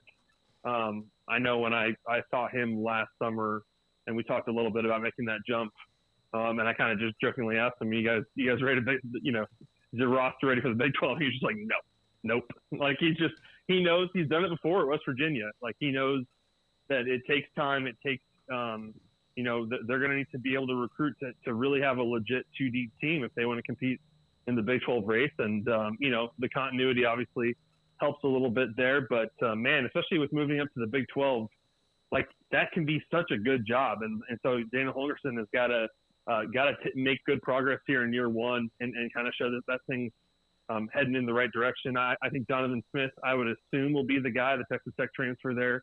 If you get McCaskill back, that'd be great. But yeah, it'd be interesting to see how they match up with these Big 12 teams, because I know that really seemed to be a frustration last season for Dana in some of the games they lost. That, man, you just felt like it's going to be a tough process here to make that switch and be able to play with some of these teams. Max, thank you very much. Thanks for being a part of it from the beginning with us and even where we were before. You've always been a go-to guy. You and Craig started doing a segment together from the radio days, and now with what we do. Thanks for your time, and have a great Easter weekend.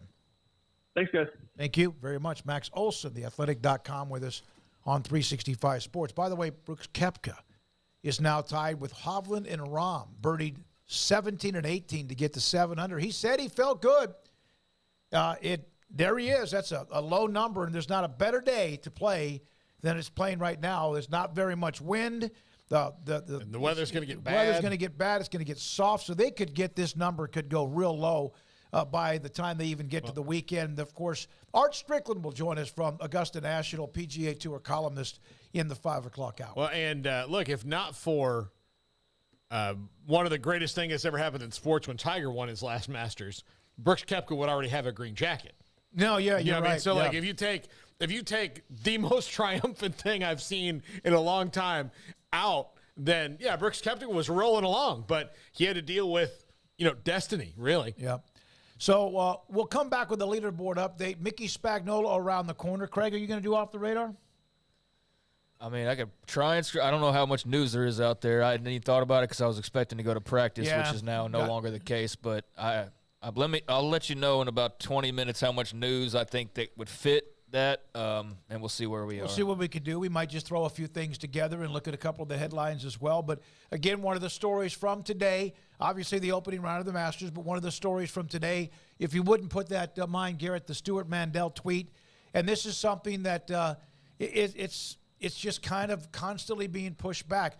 Bob Thompson, media consultant, former Fox president, told me that it's obvious that they're on their own timeline. They're on their own calendar.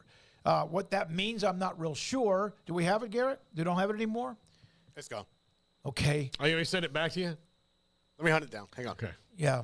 Yeah, I guess. And we can just read it. I mean, that's. Well, the bottom line is that the Pac-12, the media deal, it now appears as if they've all been told is going to be pushed back towards the end of April, maybe May. Depends on who you read, depends on who you follow. It could even be by the summer, which, of course, would be towards the end of May.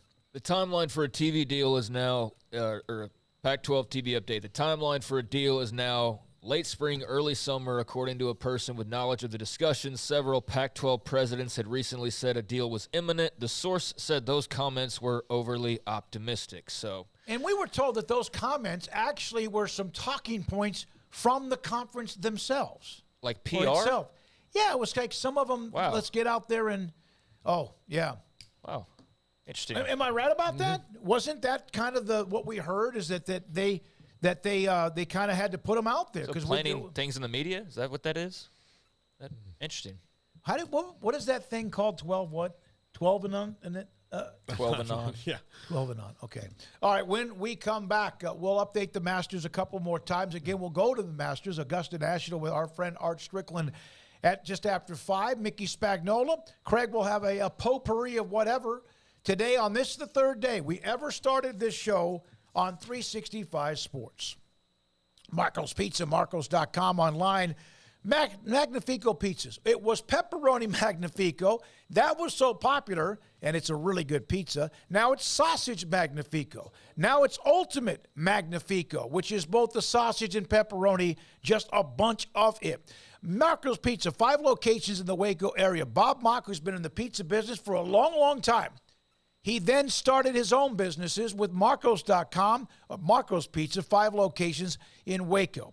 Belmead, China Spring, Hewitt, Woodway, and Robinson. They also have specialty pizzas. Again, if you want that, they have code numbers online if you want to order online or go pick up or have it delivered to you. And, of course, pizza bowls and salads and drinks and much more. Marco's Pizza. Pizza lovers get it. TFNB, your bank for life, is the official local bank of Baylor Athletics. Find out why more Central Texas are making TFNB their bank for life. Sign up for our Edge checking and savings accounts to earn interest or cash back. With 5 convenient locations and an award-winning mobile app, banking has never been easier. TFNB, your bank for life. Member FDIC.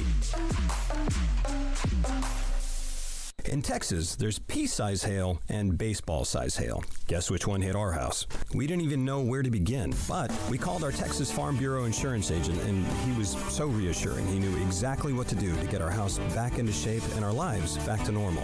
Now, we're even more thankful for the roof over our heads. Stop by and see our agents at one of our 3 McLennan County locations. Coverage and discounts are subject to qualifications and policy terms and may vary by situation. Boots add protection. Good boots help you climb better and move forward faster. And when your son or daughter steps into the boots of a U.S. Army officer, they also learn how to lead. In these boots, they'll gain more confidence with expert training in one of more than 150 occupational specialties. In these boots, they'll stand a little taller and lead a team with diverse backgrounds and areas of expertise to successfully accomplish whatever challenge comes next. In these boots, they'll earn respect with valuable experience from day one that will give them solid footing for success into the future.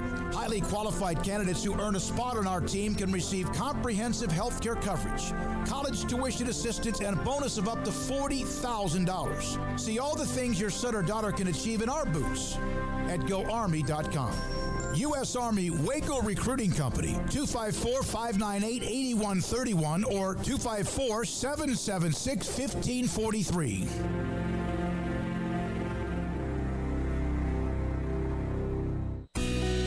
Camille Johnson Realtors guide you seamlessly through the process of buying your dream home or selling your current one. Commercial, farm and ranch, or residential, Camille Johnson Realtors can smoothly and successfully lead you through any transaction. With a team of 28 experienced agents who are excited about serving you, Camille Johnson Realtors services the entire greater Waco area. If you're in the market to buy or sell, contact Camille Johnson Realtors, 104 Midway Center in Woodway, or find them online at www.camillejohnson.com. Camille Johnson Realtors, elegant, charming, warm. Welcome home.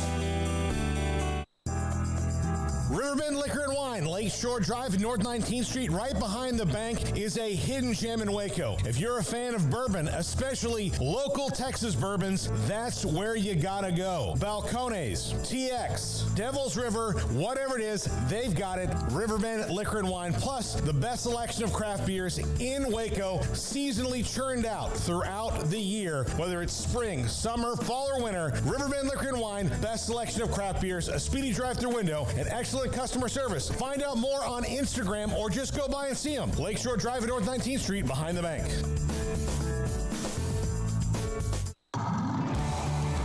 Waco Custom Marketplace is your hometown grocery store with a full-service butcher shop and bakery. Hi, this is David Smoak. The butcher shop can take your customized orders for seafood, pork, and poultry and custom cut your favorite steaks from bacon wrap fillets to T-bone to bone-in ribeyes, cut specifically the way you want. They have Norwegian salmon fillets, catfish fillets, sliced ham or turkey and lunch meat, variety of cheese available, and several options of sausage links, fresh chicken breast or whole chickens, sliced bacon, pork chops, ground beef, marinated beef, and chicken fajitas, and always large briskets available, plus fresh vegetables. So the great product, customer service, and family tradition of the Bauer family continues at Waco Custom Marketplace, open Monday through Saturday. A full-service butcher shop and bakery available. Waco Custom Marketplace, 425 Lake Air Drive in Waco, or WacoCustomMarketplace.com. This is 365 Sports, powered by Sikkim365.com. The 4 o'clock hour is sponsored by Boozer's Jewelers, the wedding ring store, specializing in custom jewelry and repair, all in-house. Now here's David Smoak, Paul Catalina, and Craig Smoak. Here we are, 365 Sports in studio, leading into the holiday weekend. Masters update, I've given you the leaders, Hovland, Rahm, and Koepka, 7 under. Those in the clubhouse, Cam Young at 5 under. Lowry, Schauffele, Scott, and Woodland, 4 under. The amateur, Sam Bennett, remains 4 under. He's playing really well through 12, actually through 13. Sam Burns, 4 under par on the course right now. At 5 under par, Jason Day. Paul, who got him? Well, not me. I did draft him in my other draft. Okay, Jason Day, 5 under par, and he's on 18. Maybe I did. Thought you may have been the one. I thought Stallings was going to play well. He hits the ball a mile. He's 2 under, done for the day. Kirk, Bradley, Thomas, Smith, and Straka, 2 under, done for the day. Scheffler and Spieth are on the course, 1 hole difference. Scheffler through 13, Spieth 3 under. He bogeyed number 11 and was a hellacious bogey because he hit the ball in the water on his second shot into that really dicey green. Tiger today shot 2 over par. McIlroy 1 over. Double bogeyed number 7. And Rory right now is on number 14. Got to start wondering if the pressure continues to mount that he wants to win that career Grand Slam and also the Masters. Mickelson, that's a heck of a round. Finishes 1 under par. Dropped 2 strokes with a double on 11. Came back to birdie 13. Birdied 15 with a bogey in between. He's at 1 under par, and he's done for the day. Patrick Reed at 1 under par and done for the day. Those are just some of the names. Now, Paul, we got somebody on the line, 254-339-1122. No. I was just saying to the phone okay. Where it's available. Okay. That's what I was telling you. Yeah, all right. We're going to have Mickey Spagnola in just a moment. All right, Craig, what are your thoughts, and Paul, your thoughts on what we mentioned about the Pac-12? I've asked Bob Thompson. He said, well, they're obviously on their own timeline. Jim Williams kind of giving me the impression that maybe they're feeling a little defensive, but it is what it is.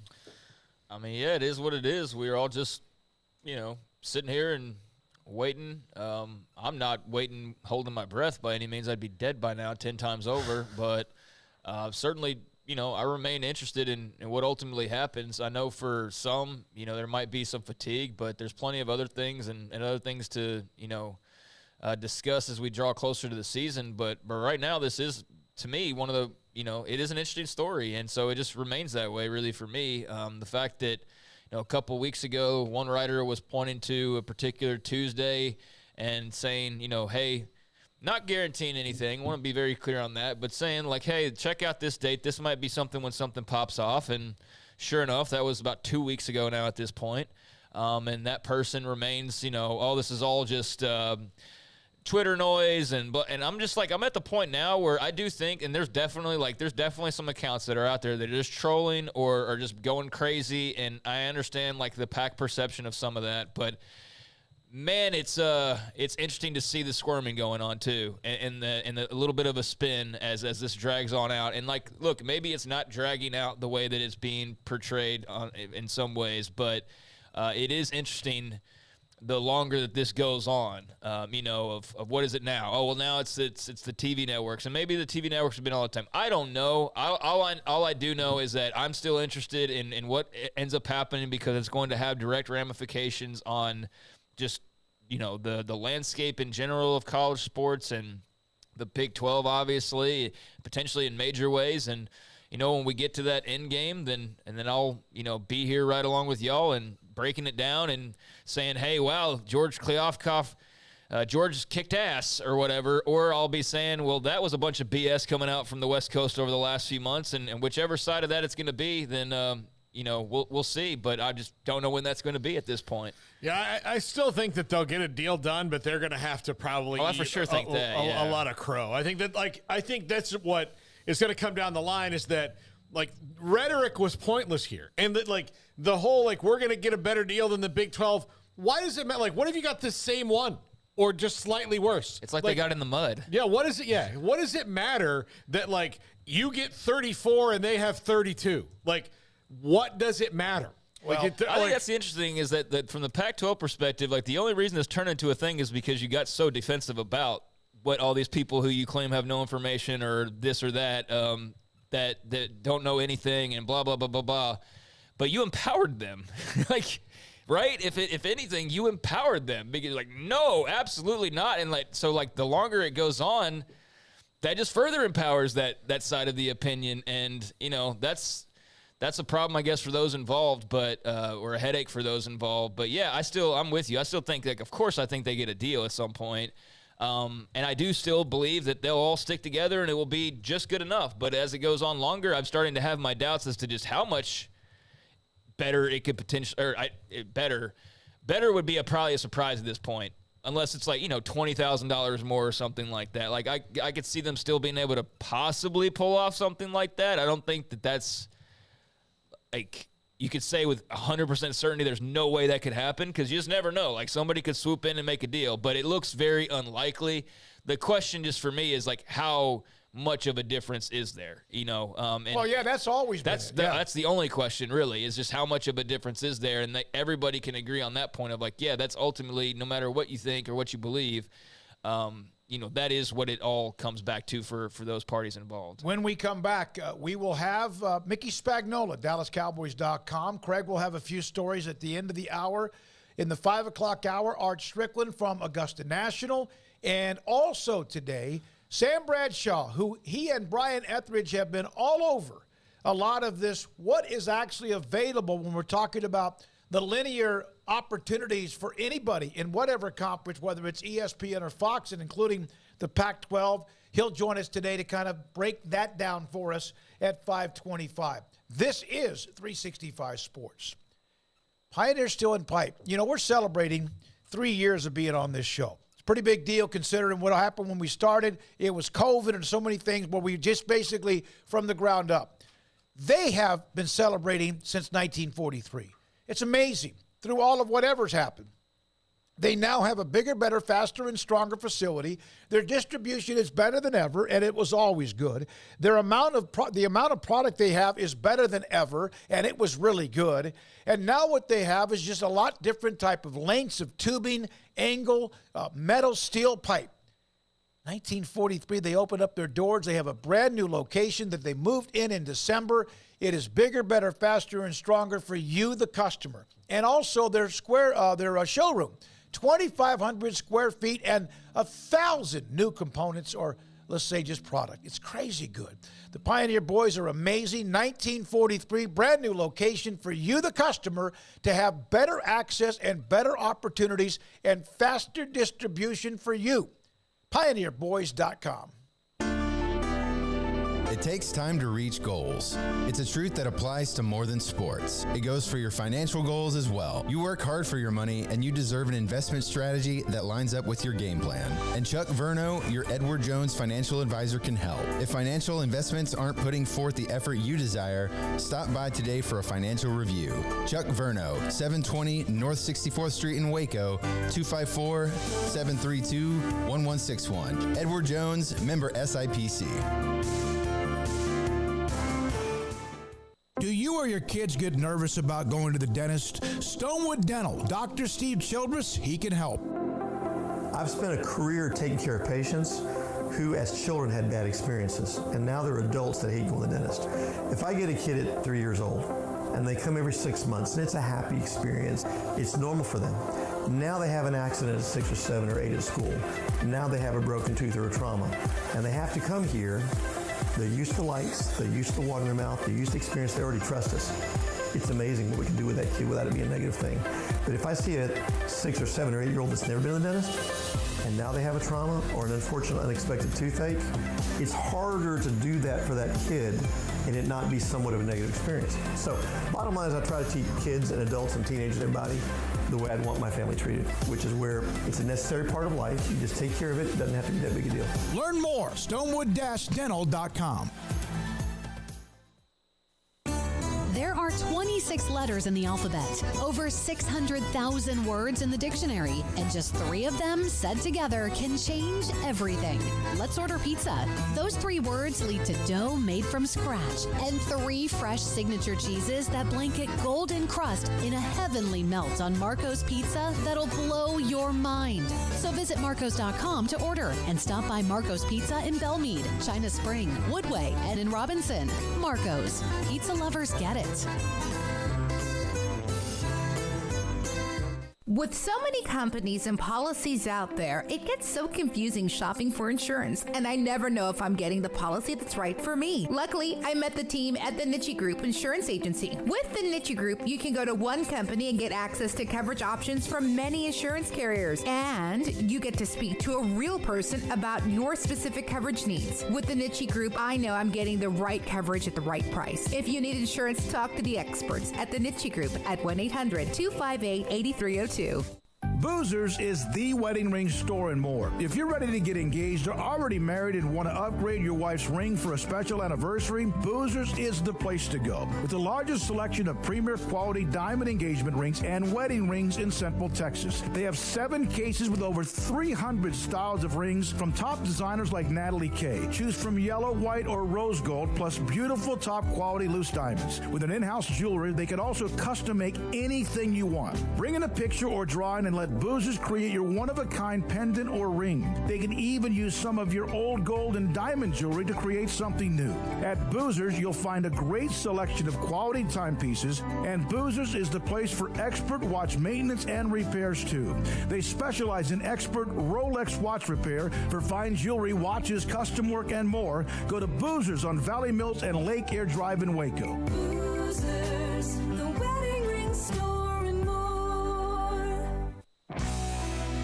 This is 365 Sports. It's time for our weekly segment with Mickey Spagnola of DallasCowboys.com. Prescott fires, caught, Lamb, touchdown. Brought to you by the First National Bank of Central Texas, with 5 locations to serve you. Mickey Spagnola, fresh off that. He gets a lot of vacation time. He's back from his vacation and was kind enough to join us. Mickey, this is our 3rd year of doing this specific show. You've been on with me since, what, the 90s? Or maybe even before that, because you're old like me. How you doing? How was your vacation? Where'd you go? Don't date us so badly. Goodness gracious. Vacation was great. I went up into the Colorado mountains and went skiing. That's awesome. That's awesome. It was refreshing, I can tell you that. So DeMarcus Ware has decided that he will choose Jerry as his presenter into the Pro Football Hall of Fame. Any surprise there? No, not at all. As a matter of fact, I sort of expected that. I don't know that he had just one unless it was a coach back in high school or college, he didn't have really one steady defensive line or whatever linebacker coach when he was with the Cowboys and then went on to Denver. So I think that was probably a natural selection for him. Mickey, we're 3 weeks away from the draft or so, and the official visits come in. How do you kind of grade those? I mean, because the Cowboys have had guys that clearly, you could tell from the beginning, like they're on official visit, all those different things. And then they have people like Morris Claiborne, who when they traded up and drafted him was like, man, I not even talked to him at the combine. Like it just kind of came out of nowhere. How do you kind of gauge those as far as their actual interest or just more fact-finding missions? Yeah, I look at the visits they have as more fact-finding missions. And sometimes they bring guys in that, who knows if they're going to fall or not to where they're at. But to find out more about them that they didn't maybe get an opportunity to do during the pro days or during the combine. And then there's sometimes they have guys that they feel like they found out enough about them and don't bring them in. Tyler Smith as one, right? That one came out of the blue for everybody, but they were prepared to do that if he had fallen to them. So they didn't feel like they needed to bring him in because they knew enough about him. So, yeah, these visits, a lot of times they do draft guys that they bring in, but a lot of times they don't. It's really hard to gauge, like, okay, here's their guys, and they're going to pick one of these 30 visits, right, that have been taking place this week, or the guys locally that they bring in. But again, I just don't think you can put a whole lot of stock in who they do and who they don't. Mickey, the Cowboys over the years, there have been splash free agents, and then they kind of got away from that. They've had splash trades, and they kind of have been burned by that a little bit. And, of course, you could always go back to the Herschel Walker trade that set them up for the greatness that they were. But this year they have been it's not that they're not acquiring good people, but it's been very much, to me, subtle. And I don't mean to sound sarcastic. It seems to make sense. What changed, in your opinion? I don't know if something changed or they seized opportunities where maybe they didn't have these opportunities previously. And I'm sure you're talking about the two trades they did, bringing in Stephon Gilmore along with Brandon Cooks. They had interest in Cooks last year, and I think Houston was probably holding them up for more than they want to give. And then now Houston looked at it as, you know what, we'll take whatever draft choice we can get because we need to clear about $17 million off our cap, even though they're going to take a huge hit for trading Brandon Cooks. So I just think it was a matter of, everything fell right for them on those. And then everything else, basically, the priority was to sign their own. Bring back Donovan Wilson, bring back Leighton Vander Esch, bring back guys very inexpensively as they have after all that, really not spending much cap space on the remainder of the guys that they brought back that were their own, or guys in free agency after that first week, bringing guys back on basically veteran exception contracts. So I think the key thing they've done, you guys, is, in some cases, it was a nice splash. In other cases, it was puttying little holes back together, but covering themselves almost at every position of need so that when you can go into the draft, I called it the other day, they purified their draft where they don't have to unnecessarily reach out of need to bring somebody in that might cost you. Taco Charlton, Shante Carver, guys like that they just felt like they needed these defensive ends, and they reached to get position instead of taking quality with those picks. Mickey, they have not drafted a defensive tackle in the first round since Russell, Maryland. this is a year that they might get that opportunity. And it's kind of the one position on defense that there's potential but not a lot of answers, I would say, as to what they have. Would you see them being aggressive in that? Maybe not in the first round, but like early on, defensive tackle being something they look at? Yeah, I could see that happening. Maybe not in the first round. And again, what's the alternative? You don't want to go in, as I just said, saying, I got to have a defensive tackle. And then you overreach, right? And two, over the years, and I don't know if it's just coincidence and who they've had as defensive coordinators, but they really haven't put a premium on the defensive tackle position. Like, it's a run-stopping position. It's only a 2-down position. You'd like to have a 3-down position, a guy that can play all 3 downs at defensive tackle. So, again, what's available, but they did cover themselves by re-signing Jonathan Hankins, who they liked. He only was able to play after they brought him on 4 games, but I thought he was a difference maker in the big picture of things with a big body in the middle. So again, if they can, and the talent says, you should draft this guy at this spot in the draft, then go ahead and do so. I mean, they spent a third on Oso Digizua, ended up being a really nice pickup. So, what's left at 26? Chances are at 26, you guys, they're only going to have 18 to 20 guys with first-round grades, unless somebody falls to them at 26. So I think they have to look at 26 as almost a second-round pick.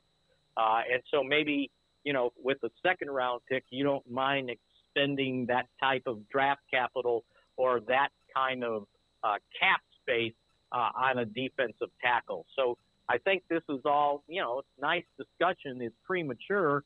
But again, you have to see what's there and decide, okay, maybe I can take a defensive tackle here because I'm qualifying this as a second-round pick. Mickey, so let's just say somehow, to me, those who win the draft are the ones that let the draft come to them. The Steelers did that for years and years, and sometimes someone falls in your lap. The Cowboys have had a little bit of that lately without reaching. They've traded a little bit, yes. But what if, for whatever reason, Bijan Robinson does drop to like in the 20s? Do you then move up, or do you still let the draft come to you? And is there any way in hell that Jerry would let that piece of a weapon, that star glitz and glamour power, pass him by? I think they would jump and try to get him. But you have to weigh it against what's my alternative. Because if you see, within those 4 picks, say, that, okay, I don't mind having this, this, and this, and I don't have to give up a 3rd or 4th round pick, then you say, okay, I'll sit tight.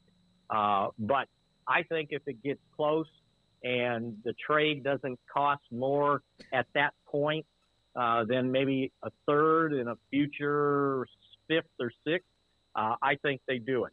I think they understand the juice they need on offense. One of the reasons why they made the move to Brandon Cooks. But if they can't get a guy like that, and whoever's left in later rounds is no better than Ronald Jones or Malik Davis, then why bother? But again, they covered themselves just in case by making that 1-year free agent signing. But by no means signing that guy precludes them from bringing in somebody else who they think is better right at this moment. So, yeah, I'm with you on that. I think that he's a phenomenal player. I don't know where, what round the guy from A&M is going to go, A-Chain. Yeah. I could see that. 2nd, 3rd round, whatever. I'm not sure where people look at him. And there are other guys other than Bijan Robinson that you might consider taking with that 1st round pick that's really kind of close to a 2nd because you want that running back position to be solid. let's also remember, while they're happy with Tony Pollard, it's a 1-year deal. And if they have to bring him back again next year on a franchise tag, that $10.1 million goes up 20%.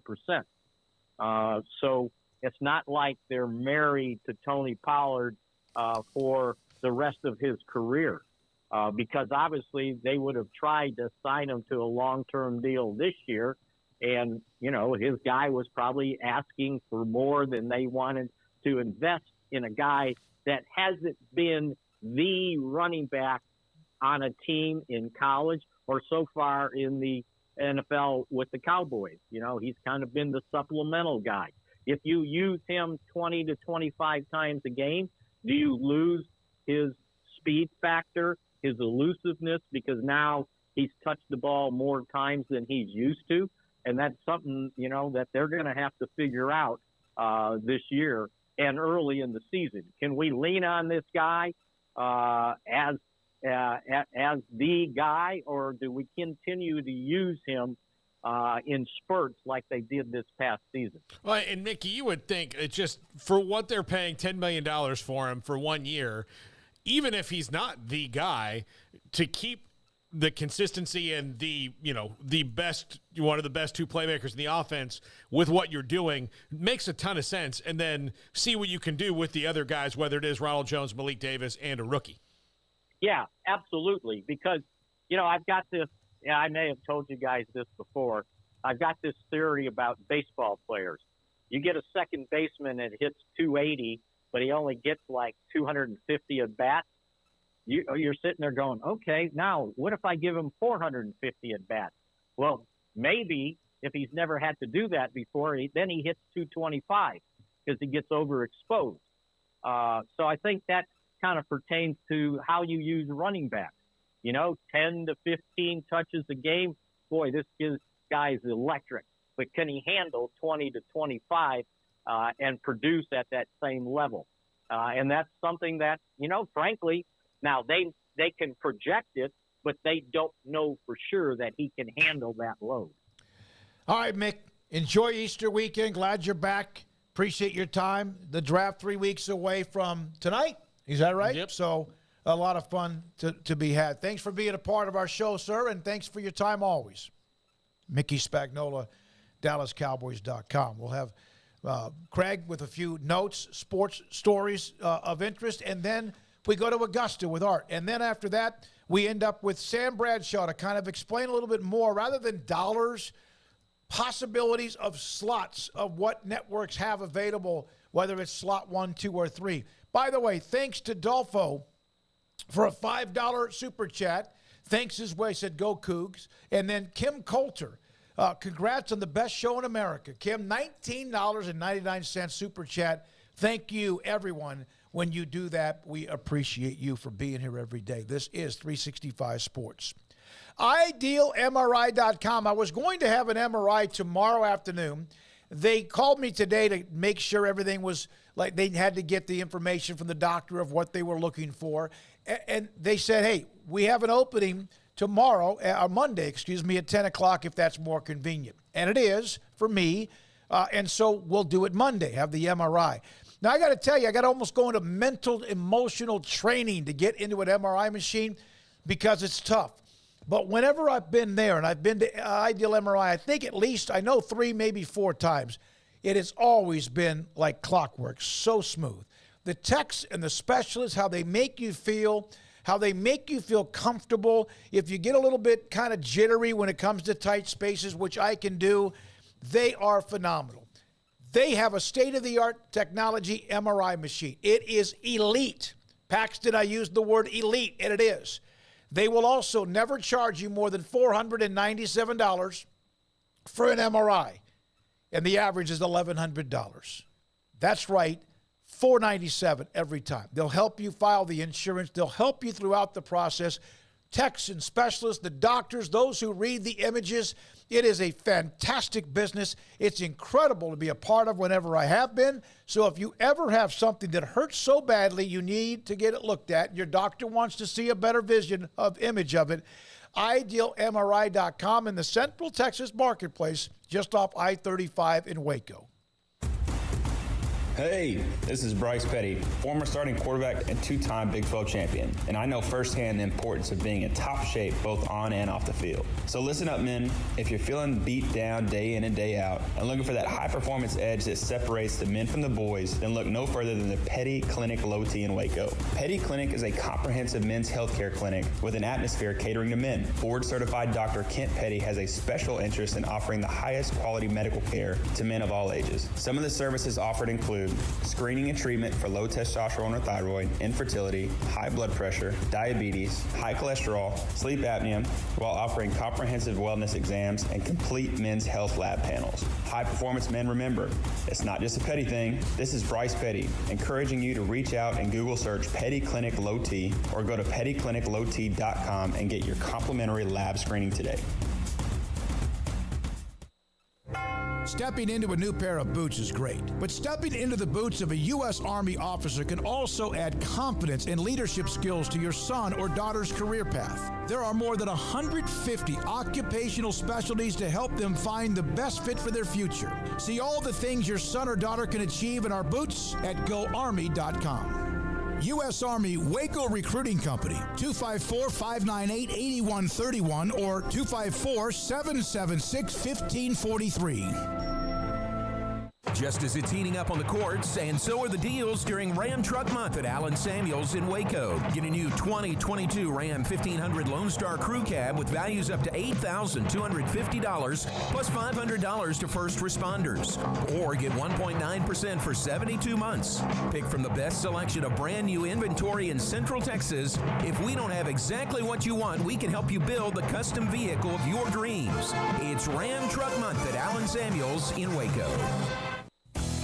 Three Nations Brewing Company has 16 different beers on draft with a new beer every Friday. It also offers 2 air-conditioned tap rooms, a large indoor beer hall, a second-floor mezzanine offering a great overview of the brewing company and equipment and patio where you can relax under the shade. Plus, you can now experience the new Three Nations Beer Garden Grill on our shaded patio. Grab a cold beer and enjoy a bite from our freshly prepared and delicious menu. Street tacos, quesadillas, freshly cooked burgers and dogs, and veggie burgers too. Nachos and so much more, all prepared and cooked on site. So come visit the award-winning Three Nations Brewing Company on East Vandergrift off I-35 in Carrollton.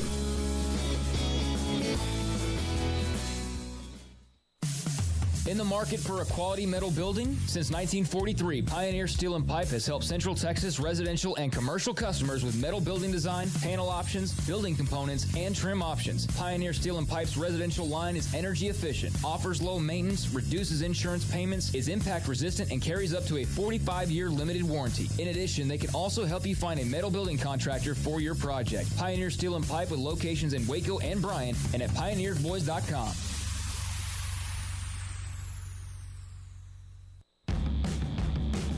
This is 365 Sports. Are you a Sikkim 365 super fan? Then try out our premium subscriptions at Sikkim365.com. Hey, don't forget tonight, 10:30, Sports Tonight on the CW. Every weeknight at 10:30, Emery Winter with his magical editing aficionado will put together a show that we run from 10:30 to 11:30 on Sports Tonight every weeknight at 10:30. Well, Craig thought he was going to be at football practice for Baylor, but the rain has shut all that down as far as the open window. So he has a couple of stories, at least for now, with a mini version of Off the Radar. Yeah, let's touch on a couple of things here real quick. Bill Self has spoken to the media and did so yesterday and gave a positive update on how he's doing after his health scare that when did that happen? Was that Big 12 tournament right when that broke? And then the obviously day before, affected March Madness as well. He said that he hasn't done a lot since the Big 12 tournament, but he exercises almost daily and said, I don't know if you guys can believe this. They told me I need to improve my diet and exercise more, which obviously plays into the issues he's facing. He said, I'm actually in the process of doing both and been pretty diligent at this time as far as the diet and exercise goes. My energy level's probably back to where it was prior to the episode, but not where it's getting ready to go. I believe. He said that he's 100% positive he will be coaching at the University of Kansas this upcoming season, and hopefully many more after that. There was no way he could coach in the Big 12 tournament. Absolutely no way, he said. I thought I would coach against West Virginia, and they laughed at me. And then I said, well, I'll coach the next game, and they laughed at me. And they said, well, maybe you can coach in, 2 or 3 weeks. I said, no, I got to be able to go in 5 days. And obviously they felt that wasn't the best move for him. There was concern around elevated heart rate and the risk of his blood pressure elevating being a major concern. So they if he was going to come back, would have had to have beaten Arkansas to give him a chance to. And obviously, he didn't return. So he's on the record now talking about, the whole incident. He went into further detail on it. He called it an out-of-body experience, didn't really know what was going on. It's not anything he'd ever experienced before. He just knew that he was in danger. But he never felt he was in danger because he knew he had good people and good doctors and all that around him. So that's a blessing that he never had. I guess the scariest part of the whole ordeal. He had plenty of help. Said he missed his job and wants to do it for a very long time. Just reiterating kind of what I said earlier, he emphasized that he's not going anywhere, basically. He's doing better health-wise, and obviously there were too many issues preventing him from coaching in the tournaments. But Bill Self is going to be back, and hopefully for his sake and KU fans and just everybody, human beings, better than ever, and hopefully at Kansas for a very long time. Okay, so does that mean Amanda gets to fly back to Texas? Yeah.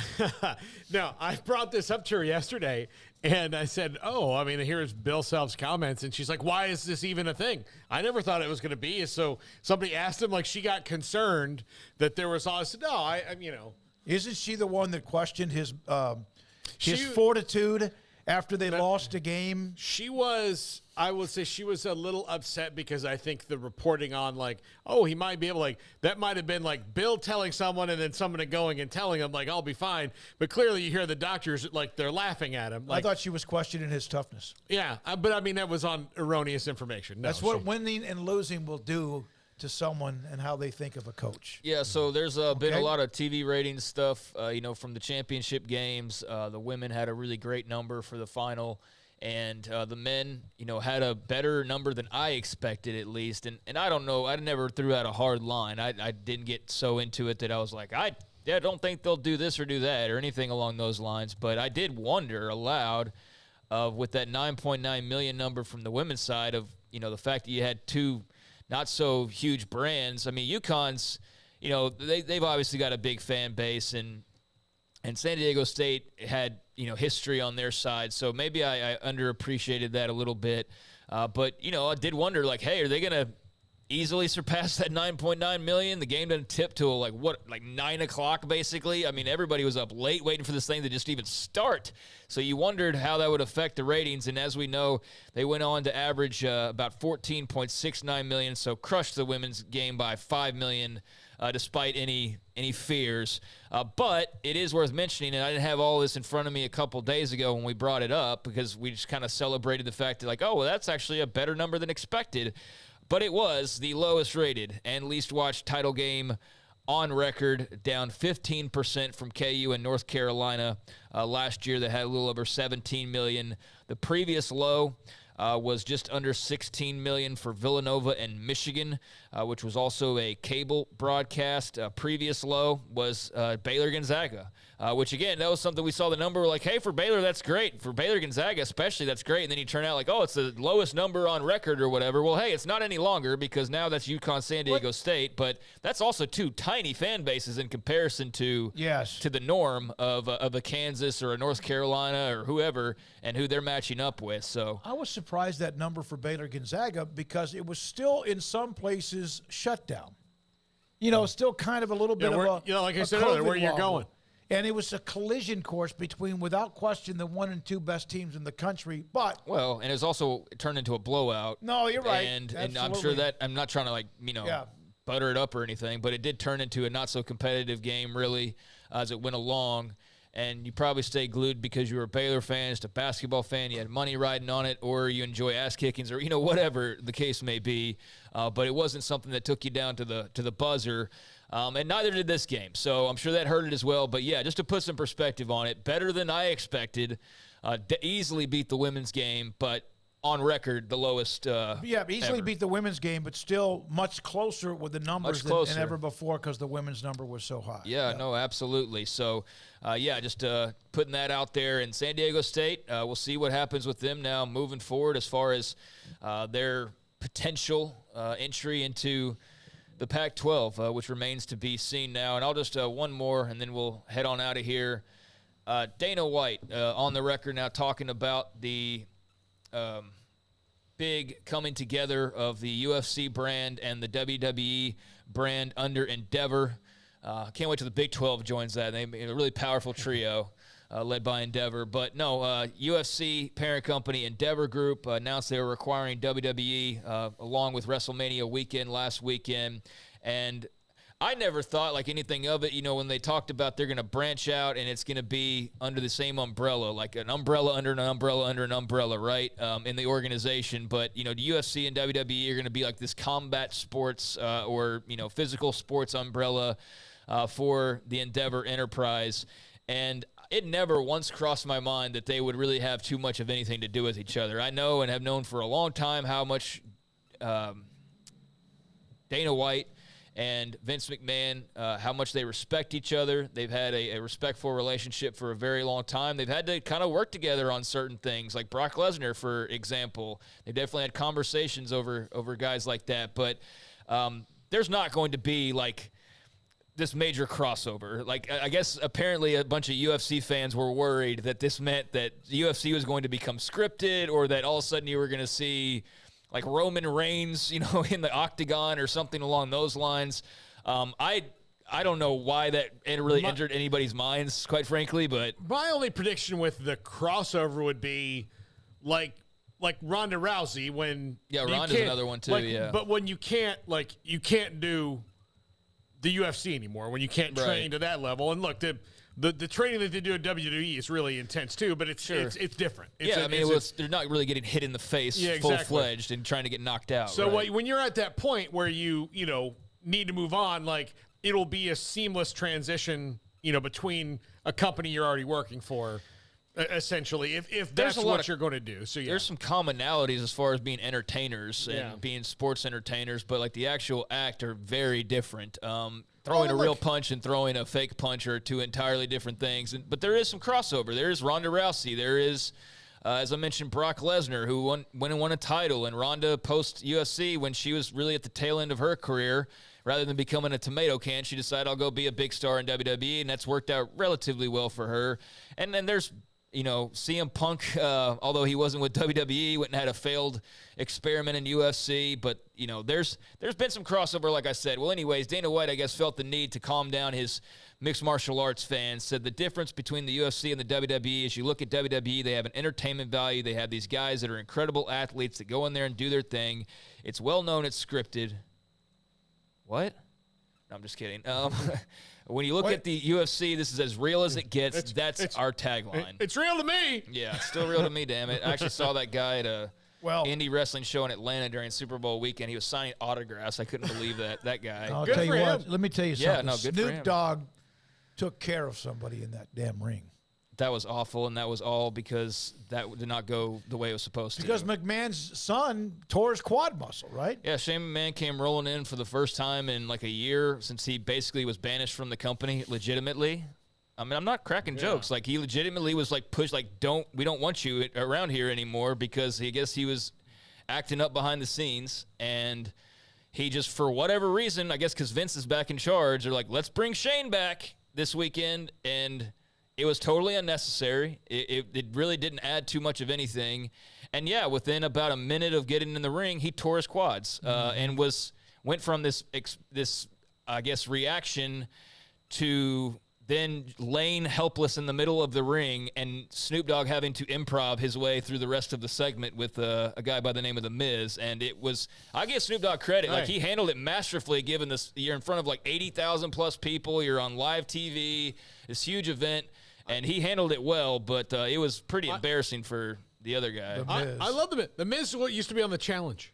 Yeah, he was on the Real World and Real World Road. Yeah, he was. And he's had a tremendous career over a decade plus. But, yeah, that was bad. But, anyways, Dana White telling UFC fans, you don't have to worry. They're going to be in their lane. We're going to be in our lane. There won't be any type of crossover. If Brock Lesnar wants to come over and fight the heavyweight champion, then cool. But other than that, this is going to be marketing and things like that. Brock Lesnar is he never ages. When we come back, Craig, thank you very much. Art Stricklin from Augusta National, round 1 of the Masters. It's still got a lot of guys who are on the course. What's happened? What are the storylines? His thoughts. This is 365 Sports. Kent Petty at pettycliniclowt.com. Dr. Kent Petty can help you become the high-performance man you want to be, need to be, and used to be. For $165 a month, you can have this: consultations and treatment. If you have low testosterone, and I'm going to tell you how you find out, he will take care of you for $165 a month. Now, if you go to Austin or Dallas, it's going to cost you over $300, and that does not include the 80 or 90-mile drive back and forth to get there.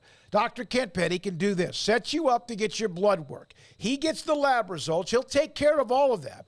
He gets the lab results, and if your testosterone levels are too low, he could put you in a program to increase your testosterone level, which could also be leading to why, if it's too low, your sleep habits, your sex drive, your energy, none of it or all of it, or some of it, is not working as well. Dr. Kent Petty has a program, injections that can help you with testosterone to increase all of that, to help you feel better. Why would you not want that? Dr. Kent Petty, pettycliniclowt.com, can help you become the high-performance man you want to be, need to be, and used to be. Cars priced right, day and night. Average your car in Texas. Trucks built for you, red, white, and blue. Average your car in Texas. Cars that zoom with lots of room.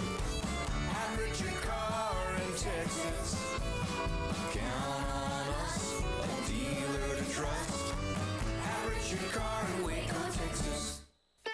Don's Humidor, your home with a 48-foot walk-in humidor with the elite cigar brands from around the world, including the #1 cigar of the year, Aging Room Cuatro Nicaragua. Plus, they have the great brands like Macanudo and Artur Fuente, Rocky Patel, Aston, and so much more. CBD, great for sore muscles, aches and pains, sleep, Vita Dreams, and anxiety, mild depression, general health and wellness. Their staff very knowledgeable on the subject. If anyone is curious about CBD, ask Carol and Ashley. Don's Humidor in the Townwood Shopping Center off Valley Mills in Waco.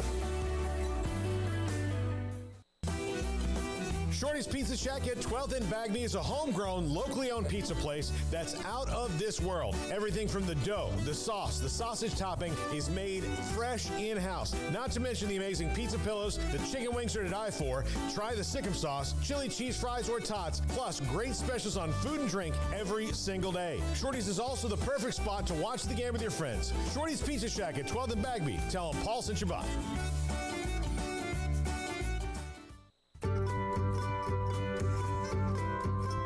You want to know why Stonewood Dental is so successful? Listen to what happy customers have to say. It's pleasant. It's different than any other dentist office. I really feel like they care. And it's not that you're here for 2 hours waiting on someone to take care of you. It's quick and easy, and I bring my kids, and my kids love being here too. They really love the treasure box. Staff is really nice and accommodating, real friendly.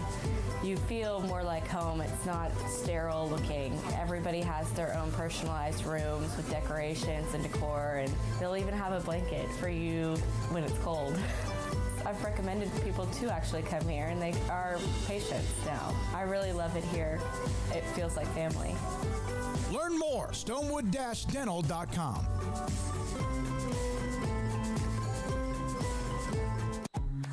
The future's bright, the time is now. College is what you make it. It's a late-night pizza run, and all-nighters coding a new project. It's having big dreams and making them a reality. It's a professor who knows your name and your story.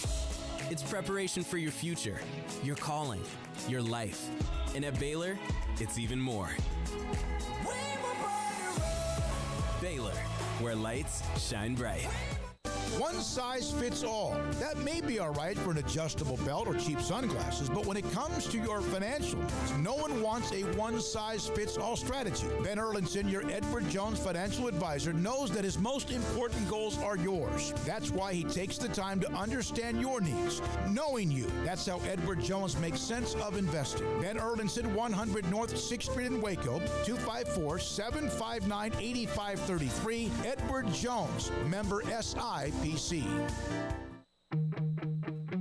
This is 365 Sports, powered by Sikkim365.com. The 5 o'clock hour is brought to you by Edward Jones and financial advisor Cam Heathcott. Edward Jones, making sense of investing. Now here's David Smoak, Paul Catalina, and Craig Smoak. It might be the best conditions perhaps ever at Augusta National, the first round of the Masters. Hardly any breeze or wind. Obviously, the course is playing very, very well. Players are going way under par. Art Stricklin from Augusta National, PGA Tour columnist, joins us now on 365 Sports with Craig, Paul, and David Smoak. Art, have you ever seen them attack the course like they're doing today? Not on a dry day, David. It's a dry day. They're not throwing darts at a soaked green, really going low. But what a leaderboard! I've always said that the majors bring out the top players, and certainly they're doing that today. Are you surprised a little bit about Brooks Koepka? I don't think so. I really don't. Smokey, we've talked about this before. Great players use anything they can find to motivate themselves. And his motivation is he wants to prove he didn't make a mistake with LIV Golf. He wants to show people he can play for LIV, he can take the money, and he's still the baddest guy out here. And that's his whole motivation. And let's be honest, anybody that watched that Netflix series like I did, he didn't come off very good. He came off as a total basket case, to be honest with you.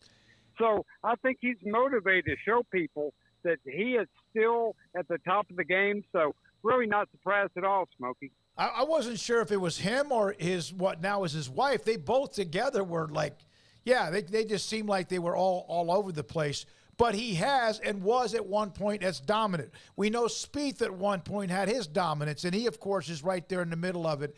It would have surprised you among the names at the top. Hovland, Rahm, Koepka, Young, Cam Young can hit it a mile. Day, Sam Burns, Lowry, any of those in particular surprise you? Well, I think that John Rahm would surprise me if he's there on Sunday.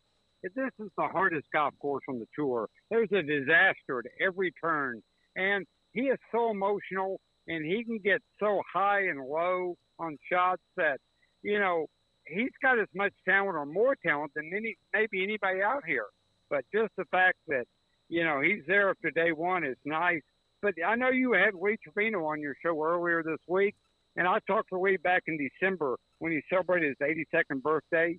And Lee, I said, Lee, who do you like out there? He goes, the man I like is Victor Hovland. He said he's got all the shots, but the thing I like about Victor the most is that you don't ever know whether he's just made eagle or made double bogey. Very calm, controlled presence, and I really like Hovland. I think that guy's a star in the making. And so it's certainly proven Lee right today. Did Tiger rush back too soon? I don't think so. I just think it is. I don't know if you read Joe LaCava's quote in the New York Post today. Joe said, his caddy, he said, if this was not Augusta, Tiger would not be playing. He has so much respect for this tournament and so much respect for this course that he's going to play, if he had to crawl down the fairway. So I really think it's Joe said, he goes, if Tiger could take a cart, which will never happen, he said he would dominate this tournament. He's got all the shots. Yeah, that's unfortunate. But, he just, it is what it is. He's just a compromised golfer. But, tough day today. It's everyone. That's what people don't realize. And I was on your show last year. I said this. Breaking par day one last year after not playing in 500 days may be the most impressive single round of his life. All right, I'm going to ask you about Jordan Spieth. He got to 4 under at the turn, parred 10, bogeyed 11, doubled 13. He's back to 2 under, I think, maybe back to 1 under par. He just may have bogeyed another hole. But he's got. I think he has. He's kind of all over the place. Now, he obviously can go low, but isn't he also, in a way, someone who could spray it at any time with his driver? He and John Rahm are very similar out here. The only difference is he has won here, and he dominated when he won. But or talk about a guy that's super emotional, can go up and down in a moment's notice. Just is not good at. That's not good at Augusta. He's just not. And that's why Scotty Scheffler's a great pick this week. You know, Sam Burns is very good. Victor Hovland, as we said, excellent pick this week. This is not a course for an emotional player. It's just not. Paul, you have Jason Day, Jordan Spieth, Koepka, and Hovland. They're all under par. Paul, in our Pick'em contest, a pretty good run. Jason Day, this is a great story because we know he's battled vertigo. He's a great ball striker, and he had a heck of a day. Yeah, what kind of talent. I saw him in Austin working hard on the range. He's just always injured, kind of like Steve Elkington. You know, Steve Elkington once said, I get the same injuries that everyone else does, but mine are 10 times worse. And that's kind of Jason Day. I mean, he gets injuries, but his injuries are a lot worse than other people's injuries. Morikawa just tapped in. He's 3 under par for the day. How about this rookie, the amateur in Sam Bennett? He almost looks like Will Zalatoris, who had to withdraw. But, I mean, he is playing himself a heck of a round as an amateur. How about Birdie Eagle to start today? There's your starting 2 holes as an amateur the first time you ever play Augusta National in competition. Birdie Eagle, 3 under after 2 holes. Thank you very much. Art, the weather is supposed to get nasty, wet, whatever, which means wet. The greens are even more, you could go after everything if you could just, be patient. What is the weather forecast, and how does that affect those who are playing this afternoon? Will they get an easy course if they do get out there early tomorrow? Yeah, I think the rain is really supposed to come tomorrow afternoon, and Saturday is supposed to be terrible if you believe the forecast. So I think the morning group will be fine. The afternoon group could really struggle, and then Saturday is just going to be a survival test if you believe the forecast. What has it been like, the atmosphere? You've been there many times. I'm fortunate to have been there a handful of times. What was it like today? Oh, just great, Smokey. It really is. You know, seeing Jack tee off and seeing Gary and Tom and tee off, that's just magic. I mean, it's just, what is that line in Field of Dreams? We're selling nostalgia here. Nostalgia you have in nostalgia. And that's what it is. It's just pure nostalgia to see our heroes teeing it up one more time.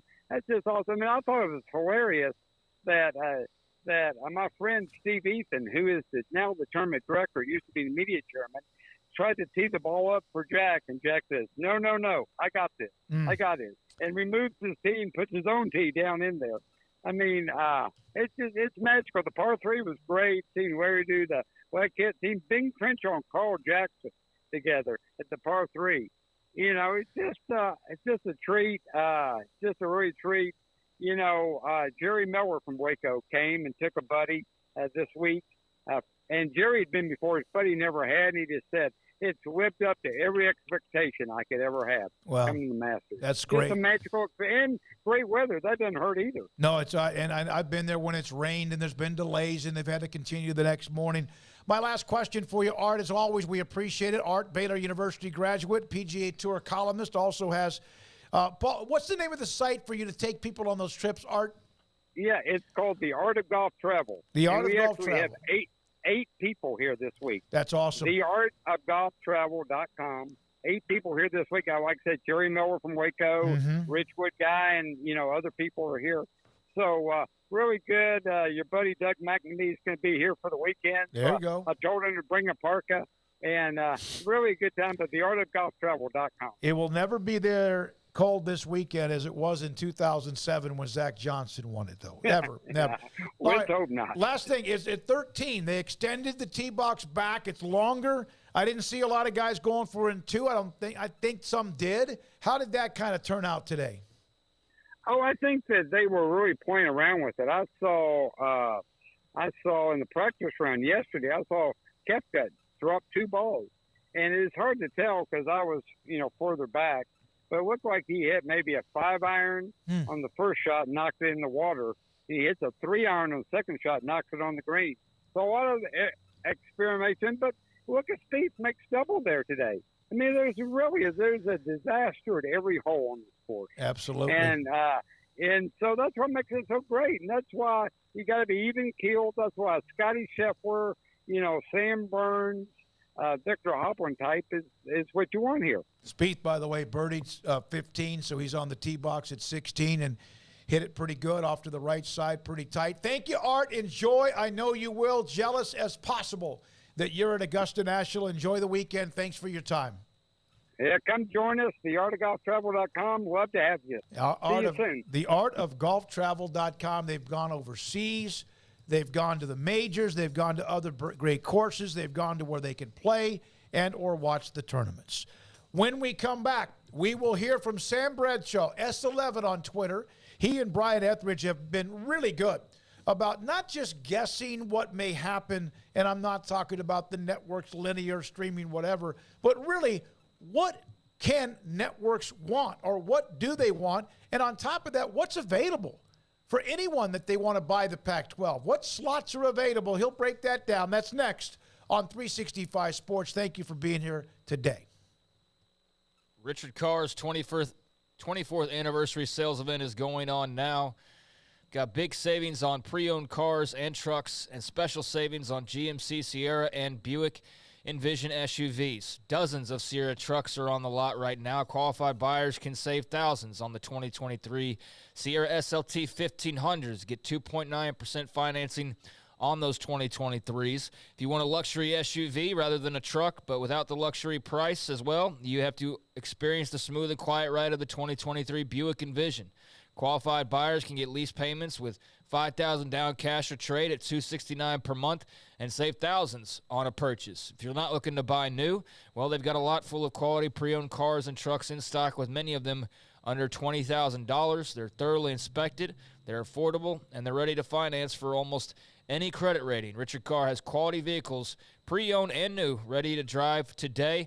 And if you're looking for that pre-owned car, you want the pre-owned price, but with the new car benefits, their certified pre-owned vehicles give you 6-year, 100,000-mile powertrain warranty and a 12-month bumper-to-bumper warranty. Plus, qualified buyers can get 0.9% financing, but you can talk to the good folks over at Richard Carr and get more of the details there. And perhaps you just want to drive your car or truck a little while longer. You're not looking to go pre-owned. You're not looking to go brand new. You're just looking to fix up the ride that you have. Well, their award-winning service department is standing by to keep you on the road. Go to richardcarr.com to see service specials and to set an appointment for quick and reliable service. They've been in business for 24 years in Central Texas. They built a reputation throughout that time as the people you can count on for your automotive needs. Run by proud Central Texans. Log on to richardcarr.com today. And, we've been talking a bit of realignment on this show and a little bit of Pac-12 news today. Speaking of realignment, if your tires are not wearing evenly or you have to work too hard to stay between the lines, it's time for a factory-trained expert wheel realignment at Richard Carr. Get 4 wheels realigned for only $89.95. So there's your own piece of realignment as well. Richard Carr, run by proud Central Texans. Log on to richardcarr.com today. Call now or go see them now off Highway 6 at the Imperial exit. 1, 2. I'm in love with a man named Rudy. I'm okay with that. He knows exactly what I want. He keeps me coming back. He cooks breakfast, lunch, and dinner for me. Does the dishes too. I'm in love with a man named Rudy. Last name Barbecue. It sure is easy to fall in love with Rudy's tasty oak smoked barbecue. Next in line. TFNB Your Bank for Life is the official local bank of Baylor Athletics. Find out why more Central Texas are making TFNB their bank for life. Sign up for our Edge checking and savings accounts to earn interest or cash back. With 5 convenient locations and an award-winning mobile app, banking has never been easier. TFNB Your Bank for Life. Member FDIC.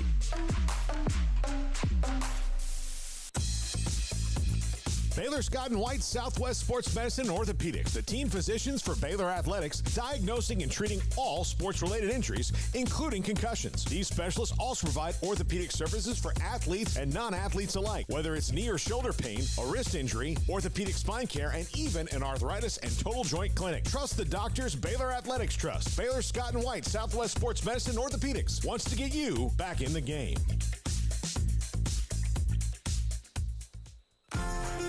Automatic Chef Canteen is a full-service micro-market vending and office coffee provider with state-of-the-art vending equipment, a wide variety of products, and offering custom-fitted micro-market vending office coffee solutions for your employee break room. You want a full break room solution and a workplace oasis? Well, Automatic Chef Canteen, locally owned and operated for over 50 years in Central Texas, also includes in-house mechanics on call 24/7 for fast, reliable service and maintenance. Automatic Chef Canteen, 6900 Imperial Drive in Waco, or online at automaticchefcanteen.com. Stepping into the boots of a U.S. Army officer can add confidence and leadership skills to your son or daughter's career path. See all the things they can achieve in our boots at GoArmy.com. U.S. Army Waco Recruiting Company, 254-598-8131 or 254-776-1543. One size fits all. That may be all right for an adjustable belt or cheap sunglasses. When it comes to your financial needs, no one wants a one-size-fits-all strategy. Cam Heathcott, your Edward Jones financial advisor, knows that his most important goals are yours. That's why we take the time to understand your needs, knowing you. That's how Edward Jones makes sense of investing. Cam Heathcott in Conroe at 936-756-7717. Edward Jones, member SIPC.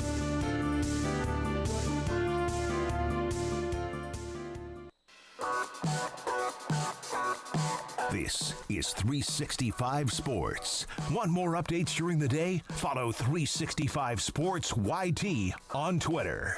I mentioned this that Brian Etheridge, Sam Bradshaw from Sikkim365.com have been really, really good, where there's been a lot of stories about when is there going to be a deal, how much is it going to be, who is going to be included. Sam and Brian, they have their inside sources too, but Sam's been great, analytics, data, all that, like he does in breaking down opponents for Baylor football. What really is actually available? What is out there, linear television or whatever else? And they have an in-depth breakdown analysis of the streaming options and also the TV windows available. Sam, thank you very much for jumping on with this. Great stuff with you and Brian as always. So we get caught up sometimes, how much can they get? Who's going to be involved? And I understand all that. How much is really on linear TV, television, regular television? How many spots are even available? Thanks for having me on. And to really get into that, it's a difficult proposition for the Pac-12 right now. You've got the Big Ten basically taking all 14 weeks of Fox at noon, CBS in the afternoon, and NBC in primetime. And then you've got on NBC, half of their afternoon windows are going to be Notre Dame. The other half's probably going to NASCAR, horse racing, and PGA and whatnot. So they're booked there. And then primetime, it's going straight to the Big Ten. And then with Fox, they've kind of bowed out of the Pac-12 negotiations if what Dennis Dodd and what Brett McMurphy are reporting. So the network that was providing the Pac-12 most of their major platform windows on Fox, I mean, they had like 2-1 games on Fox versus ABC over the last few years. That's a lot of opportunity that's dried up. So depending on to what level ABC, ESPN under Disney try to bid for their content, that's going to be their biggest opportunity to get some visible windows. But as we joked on the podcast, it's a bit of a knife fight to get those windows because other than the Big Ten going forward and the Mountain West, for the remainder of this contract that has like a year or two left, everyone is on ABC, ESPN. Everyone wants a spot on ABC in the afternoon or prime time. Everybody wants ESPN afternoon or prime time. So it's going to be very competitive to get on those spots, even if you have a deal. Sam, so if you had to guess what the Pac-12 contract specifically looks like now, like when it's all said and done, how much linear, where is that, and how much is streaming? I have no way of really knowing because I don't have any inside sources. I know Brian talks to a lot of people behind the scenes. I don't do that. I'm mainly looking at the data and what's publicly reported. So I'm not going to necessarily predict where those numbers come out because a lot of it's going to come out at what price will these leagues and be able to do a deal with these networks. For instance, Fox is rumored to not necessarily be a negotiating partner right now based off that reporting. But it sounds like, from what I'm seeing reported, is that if the Pac-12 dropped their price, Fox is like, yeah, I'll pick that up. So they could get some linear that way. And, ESPN might be willing to pick up more if the Pac would drop their price. The Pac-12 is kind of in a difficult spot because it's the inverse of what happened last contract negotiation for them. Last contract negotiation, Larry Scott benefited from a very interested Fox, very interested Disney, ABC, ESPN. But more importantly, there was a third bidder there. NBC Comcast that had the Versus network, but also wanted more games for big NBC. Well, that forced ESPN and Fox to effectively team up to give the level of exposure and payout that NBC was promising. Without that now, you're dealing with a situation where ESPN doesn't really have a whole lot of competition from major linear bidders, and most of their competition is coming from streaming services. Now, that's not a whole lot of reach and it's not a lot of visibility, and you're losing a lot of your casual viewership the more of your top tier games go onto that. And across other conferences, you see league networks to a certain degree, but ESPN Plus carrying anywhere, streaming represents more like your bottom 20, 30% ideally of your content. You don't want it being your lead horse. You don't want it being that. So it's a difficult thing that Kliavkoff has to navigate. How do you piece together a deal that gets the payout your schools want for the number of years? Because whatever network does a deal with them, they want to know that Oregon and Washington are sticking around. And can you get a grant of rights signed for that number of years? But can you get the payoff and exposure? And balancing all three elements of that across multiple partners and making sure it's not overly convoluted for the average fan to be visible on, it's a juggling act. And if he pulls it off, it'll be impressive. Sam, I don't know, you might have mentioned it cut out, and I didn't hear that part, but how valuable do you feel like is like their most valuable piece, that late night Friday game? Like, where does that fall into of the utmost interest for networks, perhaps, in your mind? In a perfect blank slate world, I don't know if it would be the most valuable time slot, but given what the networks already have signed under contract, it's probably the piece that's driving most of the demand they have right now. Because each of ESPN and Fox were getting about 10 to 15 games a year, depending on which network partner you're talking about, in that after dark window. And other than the Mountain West, or possibly playing FCS games like the Big Sky Conference where like Montana or Sacramento State would be. Other than doing something like that, the Pac-12 is really where you're going for those games. I mean, I know Fox and ESPN, depending on which conference you're talking about, could potentially draw a game that's a home game for BYU, UCLA, USC, and put it there. But that's highly variable in terms of where you fit in the draft order and who they happen to be playing that week. But yeah, it's the one part of it where they're the only power conference that can meet that demand. But you get into a return on investment debate.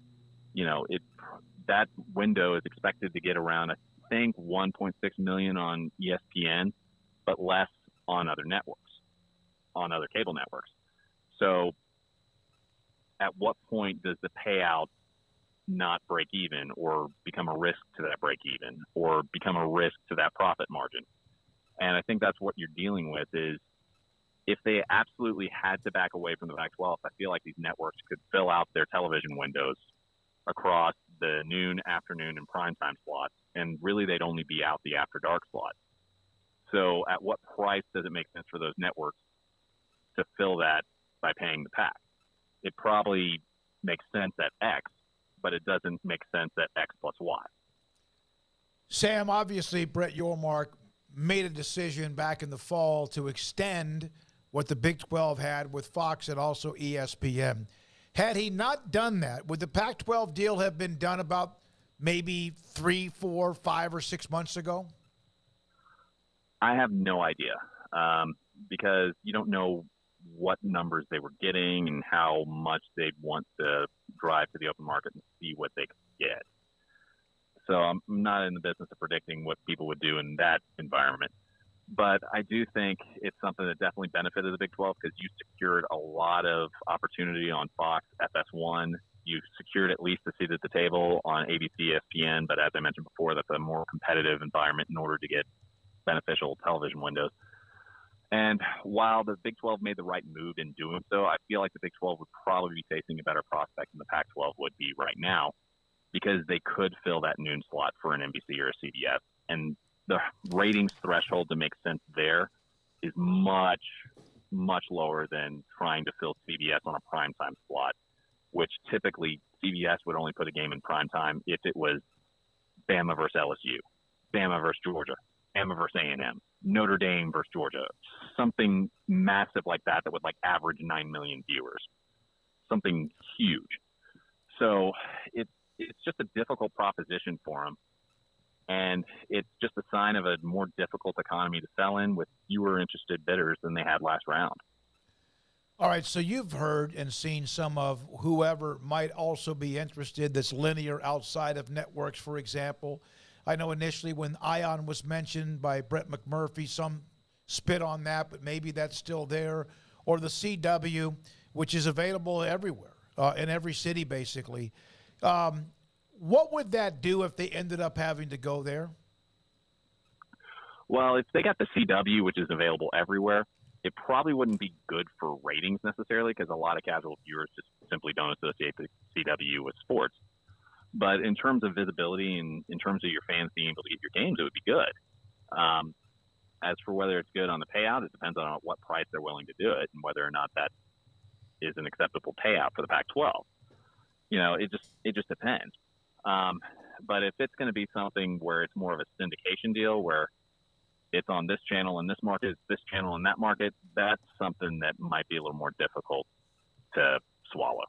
But if it's something where it's one of your major network stations and it's the same everywhere, it wouldn't be as beneficial as getting an ABC or a Fox or a CBS or an NBC, but it'd be pretty solid considering some of their alternatives with streaming and whatnot.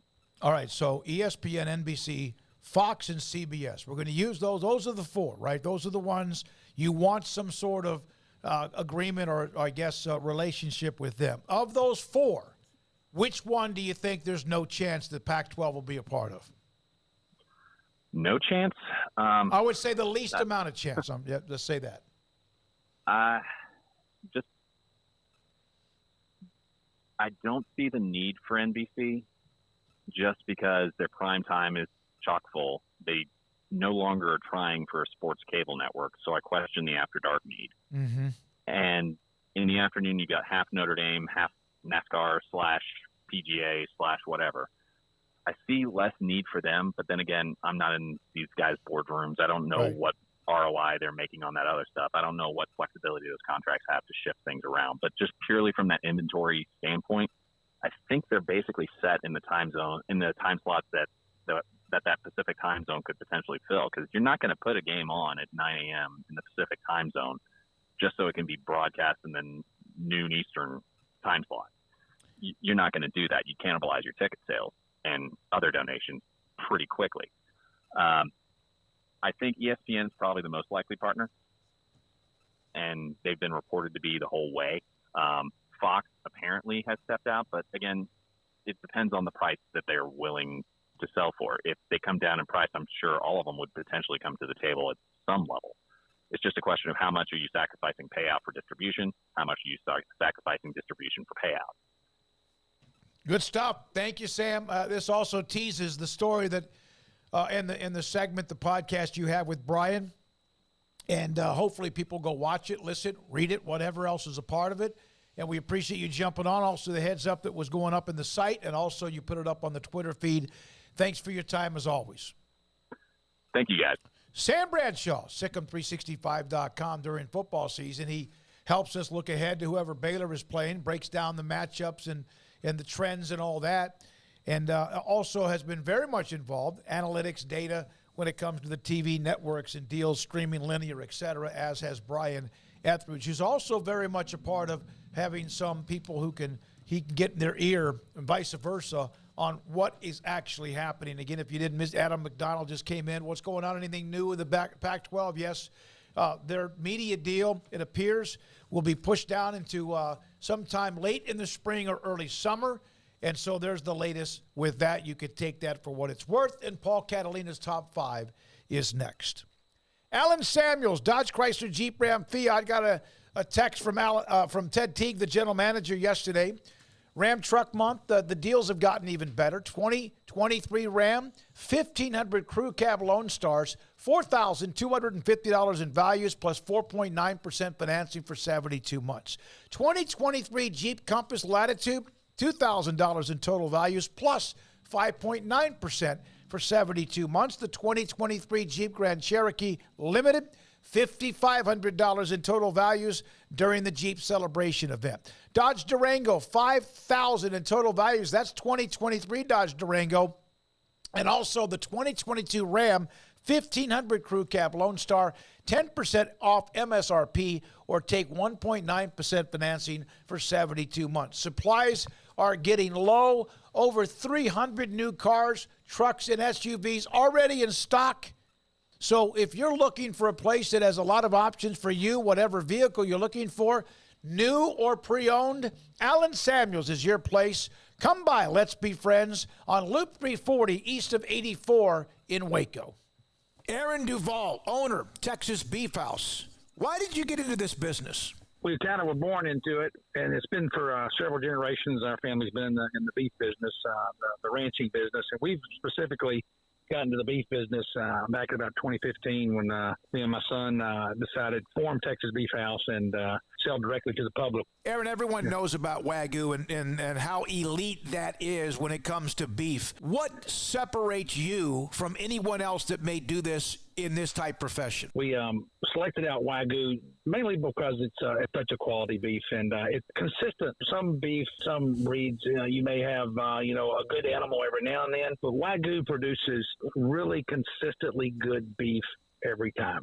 Where is the best beef in Texas? Your house. When you order from Texas Beef House, unleash the flavor of Texas raised Wagyu. From our pasture to your plate, TexasBeefHouse.com. At Ideal MRI, we feel blessed to be part of the Waco community. We're a small family business here in Central Texas. At times like this, the cost of healthcare has never been more important. And unfortunately, significant illnesses and injuries still occur. And that's why Ideal MRI is open and here to serve you through this difficult time. So if you need an MRI, ask your doctor about Ideal MRI. You can schedule online in minutes at idealmri.com or call 833-IDEAL-MRI. Boozers is the wedding ring store and more. If you're ready to get engaged or already married and want to upgrade your wife's ring for a special anniversary, Boozers is the place to go. With the largest selection of premier quality diamond engagement rings and wedding rings in Central Texas. They have 7 cases with over 300 styles of rings from top designers like Natalie Kay. Choose from yellow, white, or rose gold, plus beautiful top quality loose diamonds. With an in-house jewelry, they can also custom make anything you want. Bring in a picture or drawing and let Boozers create your one-of-a-kind pendant or ring. They can even use some of your old gold and diamond jewelry to create something new. At Boozers, you'll find a great selection of quality timepieces, and Boozers is the place for expert watch maintenance and repairs too. They specialize in expert Rolex watch repair for fine jewelry, watches, custom work, and more. Go to Boozers on Valley Mills and Lake Air Drive in Waco. Boozers, the wedding ring store and more. It was broad daylight. I stepped into a gas station for 5 minutes to grab a snack, and just like that, my car was broken into. They made out like a bandit. My laptop, my phone, everything. I called my agent to see what could be done, and he restored my faith in humanity. My claim was processed so quickly, and I was able to recover my losses. Stop by and see our agents at one of our 3 McLennan County locations. Coverage and discounts are subject to qualifications and policy terms and may vary by situation. It's time for Paul Catalina's Top 5, brought to you by Texas Beef House. Where's the best beef in Texas? Your house when you order from Texas Beef House. Unleash the flavor of Texas-raised Wagyu. From our pasture to your plate, TexasBeefHouse.com. Top 5 things the Easter Bunny will bring to college football teams. Or at least the college football teams want the Easter Bunny to bring it. Do you guys do Easter baskets? You do that? Craig, you get one? Oh, yeah, my mom still does stuff like that, yeah. Yeah. I think that's a tradition that should never end. Amanda brought it back for me. Although my mom always kind of did. You get the little chocolate bunny? I like the chocolate marshmallow thing. Not Peeps, but like it's like the chocolate, like a marshmallow inside of the egg. I don't mind Peeps like other people do, but I prefer the chocolate marshmallow things. So put those in there. Good deal. A gift certificate to a restaurant I like, and I'm a happy guy. All right, top You're never 5. going to eat one if you don't start this. No, absolutely. Number 5, Florida, a quarterback. That is, and really, I mean, it's such a Billy Napier is in such an odd position in that he had a guy who's going to be a top 5 pick. More than likely. And really would have been great if he stayed another year, but that wasn't going to happen because he was going to be a top 5 pick. And then they had somebody they liked, and then he got in trouble with the law. And then they go on the transfer portal and, was really underwhelming. So I'm sure he hopes that, maybe the transfer portal that opens up again, at the end of what Max said next week, might bring them another one. Who knows? But, there are situations now, like you look at Ole Miss, maybe one of those guys would leave under the previous rules, but they're all transfer. This would be their second transfer, all of them. So, or third if you're, second transfer. And so they can't. So there's not as much available as there would be normally. So, but Florida, going ahead to this year and going with Graham Mertz and Jack Miller is got to be nerve-wracking for the Gators and their fans. Second, it's May 1st to the 15th. Yeah. So that'd be next month, but not next week. No, I think the portal opens up like April something. I'm pretty sure. I swear I just saw some. Maybe I'm wrong. I swear I just saw something about that, but yeah, maybe I'm wrong on that. I mean, if you don't have any belief in those guys, then sure, there's a problem. I mean, I don't know. I haven't followed closely. I know that people aren't very impressed with Graham Mertz. You're right. April 15th through the 30th. Sorry about that. Yeah, no, it's all right. I mean, I know we're just basing Graham Mertz off what we saw at Wisconsin, but I mean, I have years of him too. Yeah, I get that, but I don't know what the deal is as far as what they've seen this spring. I haven't followed that. I don't know what Jack Miller's done or Max Brown. I know they just landed a top 100 quarterback a couple of days ago. Obviously, that doesn't help next year, but yeah, there is some certainty there. Anthony Richardson was a good player. I still don't believe that he was like some fantastic, number 1 overall pick type player. First round guy, yeah, sure. But I don't think that he just leaves these unfillable shoes. But yeah, they don't have an athlete clearly like him right now, or a guy who can sling it around like he could when he was at his best, which is really what's being highlighted. And there were a lot of moments too that weren't so great as well. So there's room for improvement across the board. But yeah, they're not going to have a guy of that level probably suiting up for them this year, barring some other transfer later on down the line. And to me, this was the year where Anthony Richardson would have been really scary because he would have been kind of, over those things. Like you watch him, he's a guy who has 3 good quarters or 2.5 good quarters, and then he's just kind of not there for a little while. And I think a lot of that has to do with inexperience. And look, man, most of that's more what most college quarterbacks are like. Yeah. Rather than being so great and sharp and all that all the time. Yeah. Yeah. So anyway, number 4, USC, a defense. Any kind of defense, getting someone's way a little bit. And this is a team that is in the college football playoff. They don't have problems on offense at all. Everything on offense is sunshine and rainbows and puppy dogs. But the defense they've got to establish some sort of edge, some sort of attitude on that side of the ball, which when USC was at its best, when you think about those USC teams that won national titles, they had some bad dudes on that side of the ball. And they really just don't right now. Or they just don't, they might have bad dudes, but they haven't awakened the bad dude because of their scheme. Go call Brian Cushing, get the number for his hookup from back in the day when they were really tearing things up. No, Lord. Yeah, I mean, it's a long time since we've seen, Lincoln Riley with a believable answer to their defensive woes. It kind of just seems like, yeah, they're working on. It was kind of something that carried over at Oklahoma, and then, we know all the feelings that came out about the shape of the roster and all of that when Venables took over and all the cleaning house he had to do and everything else he had to address. But, yeah, I mean, I think that USC is clearly very talented on offense, and, yeah, the missing piece is certainly a defense. Now, it appears they have some talent over there. They had talent at Oklahoma, too, but couldn't quite fully put it together. Now, having said that, they were always good enough to get to the playoffs, so it's not like they were just off the edge of the earth awful. But, yeah, they were not very good last year, and that is the missing piece for them because they've got the quarterback, and they've clearly got some weapons around. Number 3, Baylor. Consistency. You just look back over the last couple of years. It's a good year. It's an average year. It's maybe a bad year thrown in there. They just starting now. I think they need to resolve to let's have some. This year's good. The next year's good. The next year's good. They just haven't had it. And I think that's probably one of the hardest things for Coach Aranda and the staff in recruiting is that through 2 coaching staffs they have not had a consistent 4 or 5 year run of this is how the season ends. They've had some really high highs and really low lows and all that. They need to just have some okay middles too. They need to be, driving on the same road for the same stretch of time. 7-6 last year. At least you continue the stretch. You have a couple of winning seasons in a row. You had the 2-7, you had the 1-11, but you're right. They've been like a slinky.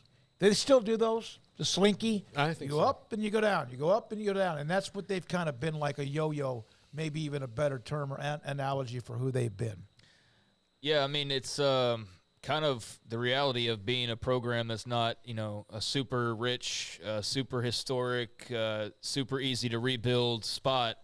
You're sort of in the middle ground, which is sort of no man's land where you're not guaranteed anything no matter how good you've been.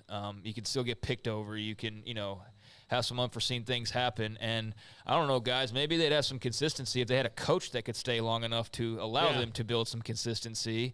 Art Briles was going to have them perennially in the top 10 for the foreseeable future, and we know what happened there. Then Matt Rule, Dave Aranda's already been around longer than him at this point by, half a year? Yep. So, Rule was here and did his thing, and as soon as they got somewhat close, they got smacked around by Georgia after the crushing loss to Oklahoma, and then that was the end of that road. And then they had to go back down again and restart all over again, and COVID hit, and so there's been they've had some external circumstances outside of just the normal up and down of a college program that's not Oklahoma or Nebraska or Texas or whoever. And if they can avoid those, and Dave Aranda can have some time and some belief to want to stick around and build this thing for the foreseeable future, then maybe we'll finally get to see them at their full potential. But every time they've gotten close, somebody bails or gets fired or they have to make another change. So maybe they're on that track right now. But, yeah, they were wholly inconsistent last year. It was frustrating, and clearly it was frustrating because hours after the Air Force lost, they were firing guys. So, they were as frustrated as anybody, and hopefully they've made the right moves. Number 2, Texas A&M, new plays. Emory again taking shots at Bobby Petrino here. All right, okay, Emory. It's the only picture he could find. Yeah. He's got that one almost on file. looks like the SEC shorts guy. It does, a little bit. Maybe that's where that came from. But where he drew his inspiration. Yeah. But Texas A&M, obviously, they need some new life on offense. They hope that this spring brings consistency in that and new plays from new offensive coordinator Bobby Petrino, although Jimbo Fisher was kind of all over the map when they asked him about it and saying, yeah, that's what we're going to do. We'll give it a try. I wouldn't like. He's like everybody. And he said everybody runs the same plays. No, you run the same plays. You do. Like yes, trap. Slant, go, all those things are the same routes and the same plays, but the way that they run them is different, and the way that they line up formation-wise is different. And you got figured out, Jimbo. Bottom line, they figured you out. And team didn't have chemistry last year, especially on offense, and needed some new life.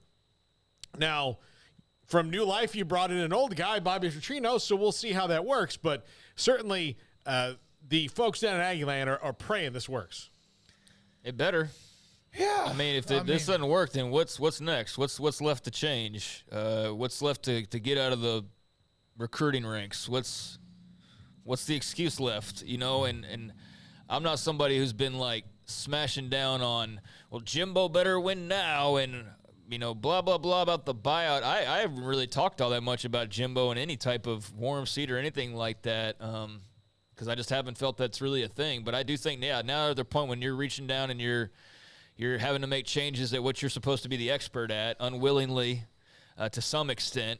And Bobby Petrino's the guy you go and grab, resume as good as it may be. Yeah, it just feels like, all right, this is a make-or-break moment for the Fisher era in College Station. Is this better work? And however that happens, whether it's more Petrino, less Fisher, or equal or whatever, it needs to work. It needs to work. And they have a little bit of heat on them because – who is right around the corner.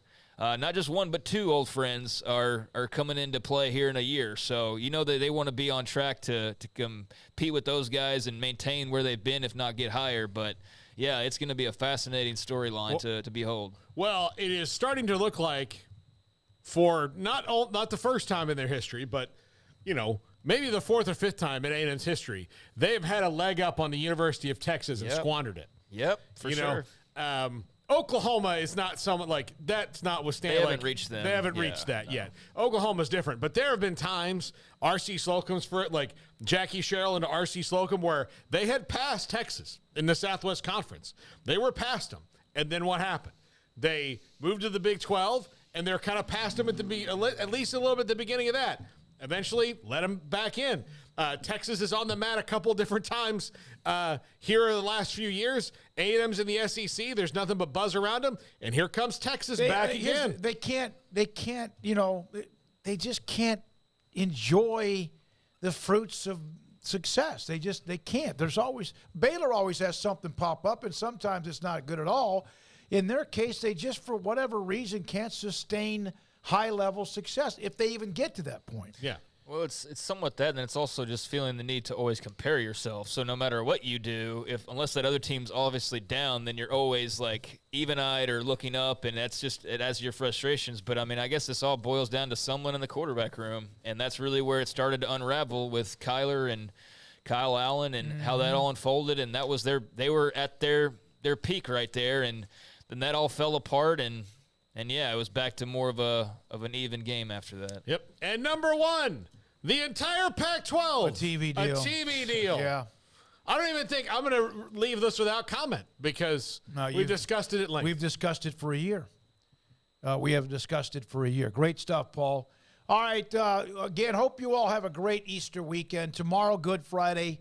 And what are we doing tomorrow? We have a best of show. I've got some of the stuff we've done this week. Chris Kleiman, Sonny Dykes, some of the Baylor players that I've interviewed are going to be. We're going to show those interviews tomorrow because they've been, kind of in the premium section for quite a while. So let the people see some of those. Keyshawn Jackson, Campbell Barrington. That will be on the show tomorrow. Plus Mac Rhodes. Okay. All right. So Garrett, thank you. Enjoy what you're doing this weekend. Obviously, Emory Winter. 3 years we started this show. It's been an amazing journey. We are a family of audience, viewers, listeners, whatever, sponsors, and also what we do. Thank you all for being here today. A lot of you that have put in super chats today, everyone who's discussed anything from what you are. So this is Easter. So here's this no, that's cookies, Paul. You can't have those. There's some jelly beans. Emory. Right. There's some jelly beans. Garrett, there's some jelly beans. You all go spread your jelly beans. Craig, there's some for you. I don't think you like jelly beans, do you? I like them just fine. All right, then there's some for me, too. I gave myself. And here's something else. All right, Craig, thank you. Have a great weekend. Paul, thank you. Have a great weekend. We'll be back on Monday. This is 365 Sports, and happy Easter. Good night.